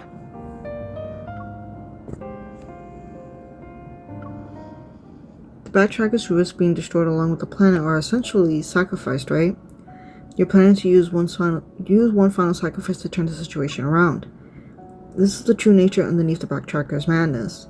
The journey they embarked on is one without blessings, a potential dead end that leading to their lives vanishing in the vast cosmos. We're gambling everything. But I also said I'd bring them home. Damn. The second plan is still viable. However, external thorns won't be the only obstacles. There's also the human heart. Xavier lowers his gaze. Maybe nothing can shake his resolve, but what about the others? That was so intense. Oh my god. Who would have thought that even this abandoned park in the old quarter has flux nexus for years? Fortunately, the energy in this area is stable, and the flux nexus shows no sign of modification. After removing it, our search is interrupted. The flux nexuses we were aware of are just these. What about the others? Xavier said we had 53 fluxes to go through, and we only went through 5? Both our hunter watchers receive emergency alerts at the same time. Xavier and I look at each other. Something bad is about to happen. The warning from the association says abnormal magnetic fields in multiple locations across the gun city has simultaneously exceeded the safety threshold. Soren started moving quickly. He probably knowing what's going on. He probably is noticing something's going on with them and... Why is he rushing? He's never been this impatient before. Well, he did say he was going to try to find a way to deal with Xavier in the beginning of the story of this, so this is his way. I will report to Captain Jenna first about how to deal with the other hunters can remove the flux nexuses by using the association's weapons. If all of them work together, we should be able to suppress these abnormal magnetic fields. As for the remaining flux nexuses... Can't you drag Sullivan here like you did with me? You could have given out an order, forced him to help, or even threatened him. Those methods would have failed. Did I have to hear that as soon as I show up? I'm starting to question whether or not I made the right choice. The unexpected figure approaches. He stands out under the sunlight. Annoyed, Sullivan glares at Isaiah and hands over a neatly folded map. Take it before I change my mind. The stunned silence lasts for a moment. Xavier steps forward first, his gaze lingering briefly on his badge. A hint of a smile appears at the corner of his mouth. Since you're here, I won't give you the chance to change your mind.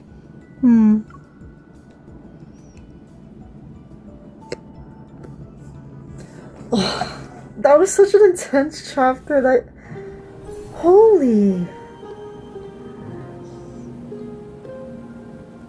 That was such a good chapter. Seeing their beliefs and what they stand for and what they really wanted to do with Philos is so... Wow, that was so good.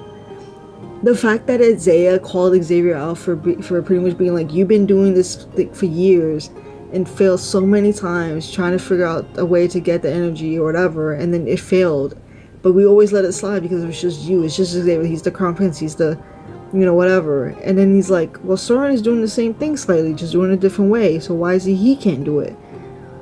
I don't know. I just feel like his one attempt is outweighing Xavier's 100 only because of the fact that what Xavier has done hasn't destroyed Philos. The thing is, Soren is sadly or maybe accidentally destroying Philos by doing what he's doing with this transplanting Philos to Lincoln, which he can't do. Like, that's just, I don't know. And then Jeremiah pretty much standing up for the fact, like, yo, me as a peasant, you don't treat me or any of us like fairly because you see yourself as, you know, I'm part of the royal family. I don't give a fuck about you guys, right? Like, and he's like, you should, because we're all people just like you, and we love Philos as much as you do too. Like,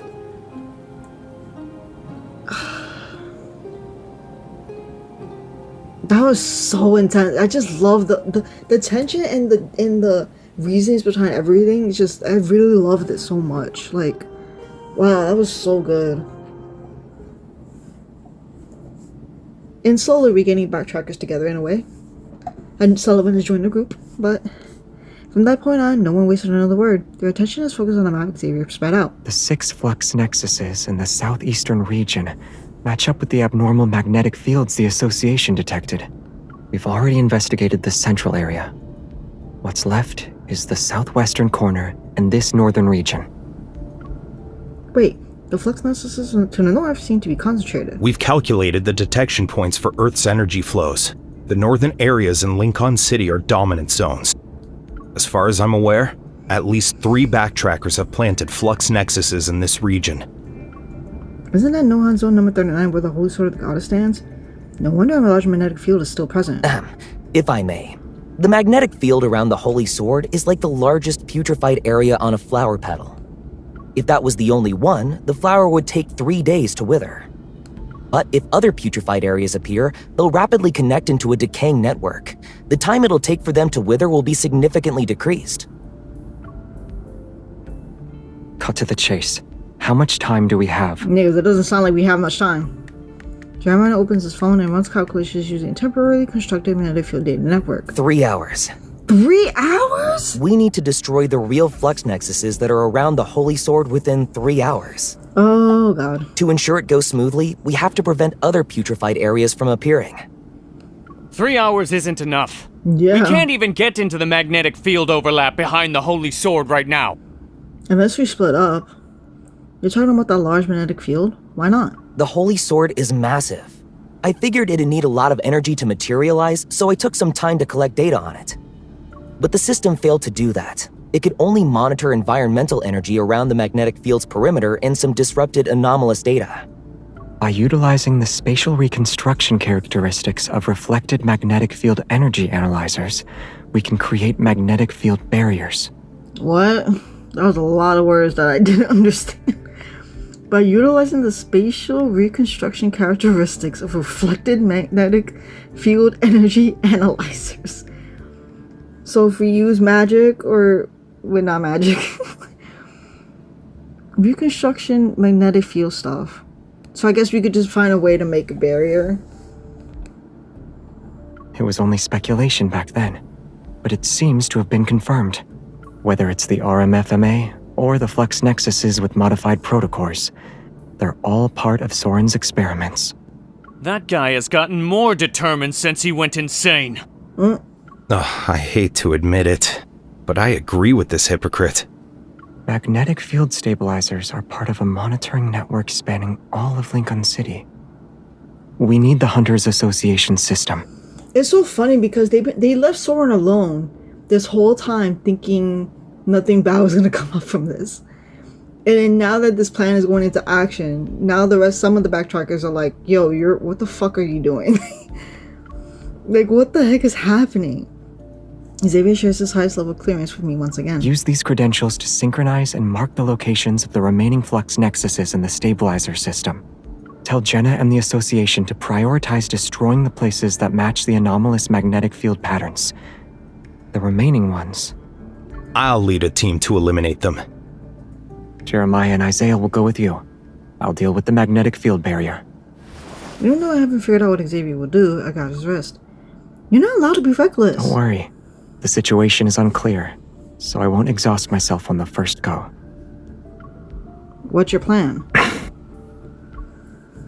No matter how advanced Soren's technology is, he can only utilize Earth's current energy limits. But there's still one place where power from Philos exists. Don't tell me it's... Xavier, what are you trying to do? I knew it. The more normal someone seems, the more insane they actually are. I'm going with you no matter what. Okay. Oh, he just... Okay, never mind. Normally he says no, but... Alright. Even during the day, the no-hunt zone number 42 is shrouded in dark clouds. In a flash, Xavier appears above the wreckage of Traceback 2 with me in his arms. The exposed transmission system is visible under our feet. I knew he was talking about Traceback 2. Xavier gets down on one knee and traces the damaged edges. The central panel lights up. A cube. Energy particles separate from the air and converge into streams of light before finally condensing into a brilliant blue cube. This is the power source that supplies energy to Traceback 2's transmission system, Echo. Powering a massive vessel requires 12 of these operating in a rotation. Our preparations took a very long time because we had to manufacture enough Echo units. We even mobilized all available resources. Unfortunately, 11 of them suffered severe damage in the final backtrack. This one was preserved the best when we landed. Are there resources on Earth that can repair it? Some parts can be replaced. But for the most important component, the materials here aren't good enough. Echo can convert evil energy into power, and a sufficiently strong evil can also activate Echo. Don't tell me we're gonna have to use ours. If we were still on Philos, we'd only need a few evolvers to restart it. But here... On Philos, an evolver's evil energy and life force are one and the same. Using your evil means you're consuming your own life for power. On Earth, we're displaced in time and space. The energy we consume can't be regenerated. So yeah, it's different. With the current state of our evols, we can't do it. He clenches his hand into a fist and presses against the spaceship's rusted hull. In other words, the one we have now is your last hope for restoring Traceback 2. But it will never have a chance to awaken again. The rotating blue cube occasionally releases drifting energy particles and Xavier gently grabs it. It's like he's holding a weak heart that's still beating. Xavier...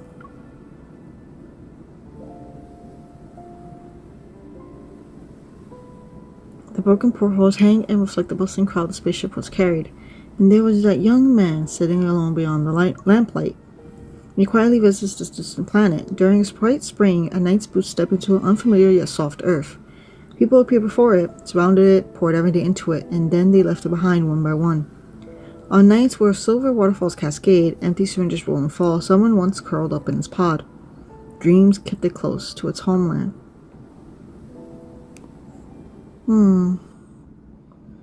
I'm gonna assume that we have to power it though. That's my assumption. But... Oh, it simply says goodnight. Oh.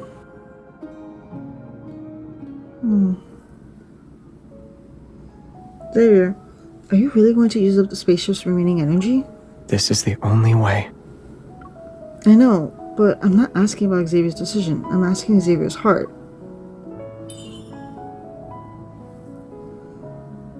Like, make extra sure do you want to do this? I take Xavier's wrist and place it against my chest. Or his chest. It's obvious. He doesn't want to do this. His face. He freezes. Only his heartbeat that transmits through bone and flesh pulses in sync with Echo's flickering blue light. The backtrackers are a group seeking death, and Traceback 2 is their ferry. It's harsh, but we didn't deny that assessment. Not even once. Every backtracker knew it was a chariot carrying idealists to victory, or a coffin burying those lost in delusions. At least this isn't our most desperate hour yet. It still has the chance to uphold a knight's honor, to spend its final moments in battle. It's willing.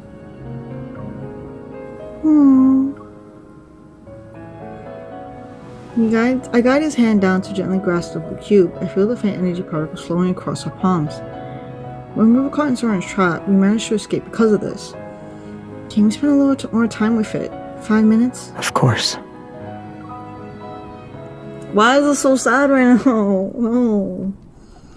No Hunt Zones 42, lush expanse stretches out as we sit side by side. We let the forest breeze wash over us. The past few days keep turning over in my head, and I find myself grabbing the moments that stand out to me. The badge you left for Sullivan looks a lot like the one I saw in Isaiah. They're badges from the Order of Lightseekers. The stars on Isaiah's badge represent the Star Hunters, and the arc on Sullivan's represents the Rainbow Runners. All the backtrackers were part of the Order of Lightseekers, and most members of the Order of Lightseekers were students from Astria Night Academy. That name is familiar for some reason. In the memories that came back to me at the Holy Sword of the Goddess, I think I was one of them. If all the backtrackers were part of the Order of Lightseekers, then Isaiah really was wearing their uniform? Yeah. That explains why he treasures it so much. It's a shame I never got to see you wear your knight's attire. Jeremiah made a few new sets. According to him, they're perfect replicas. There might still be a chance. So you just decided not to wear it? His skills are incredibly versatile. I can't believe he even makes clothes. Quite a few people used to go to him for repairs. Isaiah's outfit was well preserved because of him. Some of our comrades were skilled at maintaining our badges. They'd polish them until they shined. Sullivan's Evol was remarkably effective at treating insomnia. Everyone called him the Sandman behind his back. You would have thought his powerful evil could be used like that. Scenes from that brief encounter spring to life. Through his stories, the faces I glimpsed with the poor heart become real one by one. As I try to imagine their time together, I can't help but smile, yet my heart is heavy with emotion. How did the backtrackers end up like this? Xavier shakes his head as if he shares the same confusion. It's also like he's using the gesture to suppress certain feelings once more. On a ship that could never reach the shore, the food ran out. Someone said they were willing to sacrifice themselves to keep everyone going. I told them to abandon ship, even if it was temporary. They wouldn't accept it. It was the ship carrying them in their search for humanity's only hope. All the while, they bore every curse, every ounce of scorn. Leaves drift on the wind. Xavier catches one, holds it between his fingers for a moment, and then lets it return to the breeze. Maybe he lets things go like that before and allowed those close to him to walk away. The arguments grew heated, and someone accidentally damaged Echo. I didn't stop it in time, and the backtrackers fell apart starting at that moment. So that's how those evil energy wound up here. But your evil wasn't the deepest layer, and your Echo wasn't completely damaged. You protected it. Why didn't you tell the other backtrackers? You could have said that it was possible to repair the spaceship. Very few people can fight against the passage of time and guard an uncertain future. In the end, only you remain, and you're the person who advised everyone to abandon the ship or continue to watch over Traceback 2. I wasn't alone for long, though. After I discovered what Jeremiah was doing to the spaceship, I stopped repairing it. The necessary materials were already scarce to begin with. He took more parts, and I could only fix so much. I wish you lived as freely as Jeremiah, even if it was just for one day. Aren't I already doing that? Being able to go wherever you want isn't freedom. Following your heart is. Take right now, for instance. Xavier, do you dare to say you're not sad? There are no backtrackers here, no knights. You're not anyone's captain. You also have the right to be sad. You can grieve. His body tenses for a moment before pulling away from my shoulder. He takes the only warmth from the wind with him. For some reason, I hold back the urge to turn around and look. My heart knows retreat isn't an option. I won't hesitate nor have any regrets. I will take Echo. But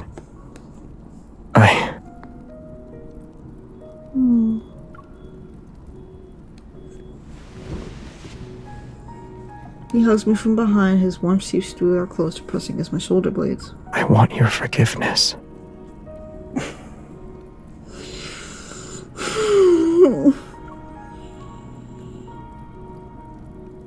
He doesn't need to see the oh my gosh, he's me right now. I felt teary-eyed just from him saying that. Holy. I bite my lip. I'm grateful that I didn't turn around. He doesn't need to see the tears welling up in my eyes. No one, not even me, has the right to forgive you. If a mission requires you to shoulder everything for everyone and forge ahead relentlessly, then the person who gave you the order should be responsible for you. Take Echo. This is my decision, and this is the order I'm giving to you.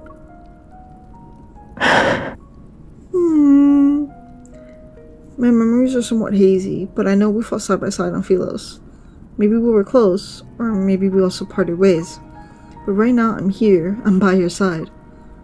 Since taking Echo is the only option, this is a decision we're making together. You want to accept it? How could I not? Don't do this, Since we made this choice, let's say goodbye to Echo together. Okay. The wind has stopped at some point, and the forest falls into absolute silence. Wait. Oh god. Oh my god. Xavier surprised me as we reach into the deepest part of the spaceship system. Light swirls around us as the evil recognition mechanism activated to give us access. The massive vessel beneath our feet emits a gentle hum. The giant beast that has slumbered for ages slowly stirs to life. The silence system has been activated. The countdown is 90 minutes. As per subsystem commands, farewell mode will now be initiated. Compiling data.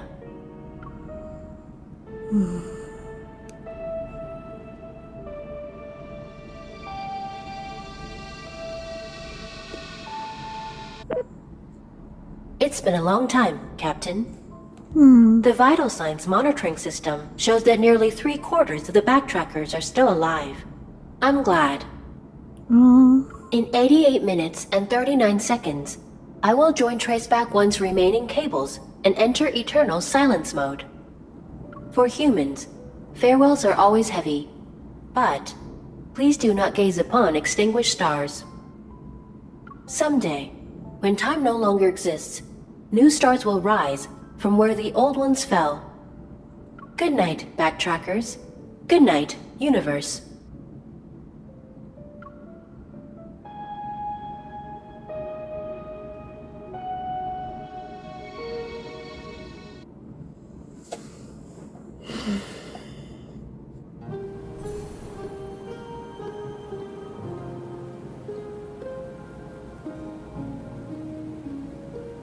That actually killed me a little bit inside. Holy, the way that ended. It's sad because it's like they could have tried to make this work, but then stuff happened and they just ended up growing so apart.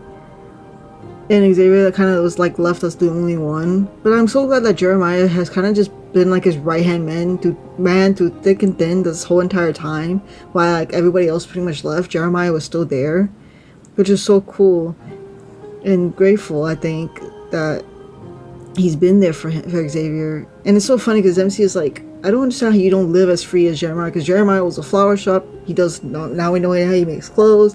He does all these other things. Jeremiah is pretty chill most of the time, to be honest. So I find it funny that MC is like, why do you kind of live like Jeremiah? He's so much more free, whereas you still would deal with a lot of guilt of what's been happening. You're still trying to find ways to help your former teammates and whatnot. And it's just that him saying, how can I not you? And he sounded like he was like breaking down. He sounded like he was on the verge of tears. That almost broke me. I slightly teared up.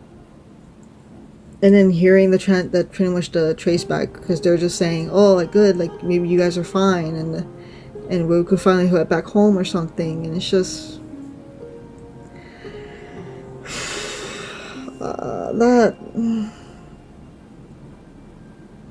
that made me really sad on what just happened. That made me feel like depressed. Like I was not expecting to feel some type of way about that. So we are done with the battles. We're starting pretty much chapter 3 of 2 hours yesterday. Now it's called Drifter's Reply. But sadly, we're going to be ending it for this video, because recording the first 2 chapters deadass took about 4 hours. Almost 4 hours long. And I think that's insane, because anymore it's gonna be like a 10-hour freaking video, and I don't that's too much for me to be doing. But yeah, I did say I was gonna separate it into 2 parts. So we did the first 2 chapters, which was very interesting. So we did Transplanted World and Memory Backtrack. So I really thought this was really good. I love the fact that we're getting so much Xavier backstory with how, like, the backtrackers pretty much came to be. We're meeting the former members, like, besides me having known Jeremiah this whole time, but now meeting Isaiah, which now we know he's apparently, like, I guess a cousin of Xavier. They said brother or cousin, depending, whatever. And then we meet Sullivan. Obviously, we know Soren. Soren's pretty much at this point a bad guy, because, like I said, even though they haven't noticed whether or not that Soren was actually doing stuff for the good of Philos, even though he would still think of it as is. Obviously, in the beginning of the story, we had like that whole villain meeting where all of the bad guys, it seems like, we're talking about each ally, and obviously Soren's mission is now to try to, I guess, fasten the process. That's what he's doing, to try to make Xavier break. But now that it's just, now they're knowing, like, the fact of him somehow transporting Philos to Lincoln and is actually making it worse for Philos. Now, you know, Xavier's trying to really find a way to stop him, because it's gonna end up making this not work. Obviously, the backtrackers are no longer really together, but they don't, like, half of them are like noticing, like, yo, Soren was supposed to be doing for the good of Philos, and this is not it. So it's very interesting. I really think it's interesting, and the fact that now, you know, we're getting tidbits about Xavier's, you know, past, plus our past with the Philos memory, because she doesn't know any of the backtrackers. She didn't know Xavier. She didn't even know, like, they were good friends. The fact that they were kind of in love with each other. Obviously, she doesn't know her herself becoming queen in the future, because, like I said, Xavier's first myth and third myth pretty much coincide together. One is in the past, one is in the future of, like, Philos, essentially. So it's very interesting seeing, like, her figuring out, like, what's her deal with Philos. Obviously, she's not 100% there yet, and she's obviously getting more answers, and I really like Xavier, you know, telling her about what happened with them. It seems really saddened that after a certain point in time, I think they just slowly grew distant and slowly grew tired of, you know, dealing with space travel and having to find this energy, and it wasn't working for them.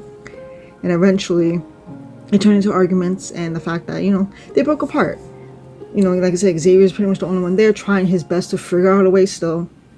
And damn, I don't know, I just feel really sad with how this seemed, because I feel like they could have still been together. But I guess certain things happen, certain tensions happen, and it just didn't work out. Now that Soren is pretty much being the bad guy here for the backtrackers, you know, I don't know where the other backtrackers are. Maybe we'll eventually meet them, maybe we don't, because, like, it seems like half the team is here. They said 3/4 of the people are alive, so meaning I guess some people have died. But I don't know, it's just really interesting seeing all of the information we're getting. Obviously, Isaiah is so fucking hilarious with most of the things he said, but I really like the fact of him calling out Xavier's, like, you know, thing too. It is like, you failed so many times, and we don't fucking do something about it. We always forgive you and all this, but you can't forgive Zoran for his one fatal mistake. And that's the thing, it's like a fatal mistake outside of Xavier's, which is not fatal enough to make that as an issue, right? I don't know, it's just really sad to see that Philos is sadly crumbling faster now just because of Soren's stupidity, because I'm assuming he's accidentally doing this, because I don't think he knew this was going to happen. Like, he was accidentally breaking Philos apart, essentially. But then him doing so, we're getting more information about ourselves or our past with Philos and our Xavier from that time. So, I don't know, some semi-goodness for our girl. Granted, she did took quite a substantial energy drain pouring because of the warp drives. You know, going through space, we get space visions, it's not going for well for us. It's so interesting that they're pretty much waiting. They're essentially saying that they're waiting for Earth to die to get the planet's energy so they can take it back to Philos. But the thing is, when is that even going to happen? That's going to take forever, probably. Because even though they say Earth's planet is going to die, it'd be inevitable, which they did establish that. But the thing is, when is that even going to happen? Is that, like, very, very soon? Or is that going to take, like, 10 million years from now or something? They're not going to be. I don't think they're going to survive that long, right? So, I don't know. The fact that Soren's thing is making everything worse for Lincoln is not helping.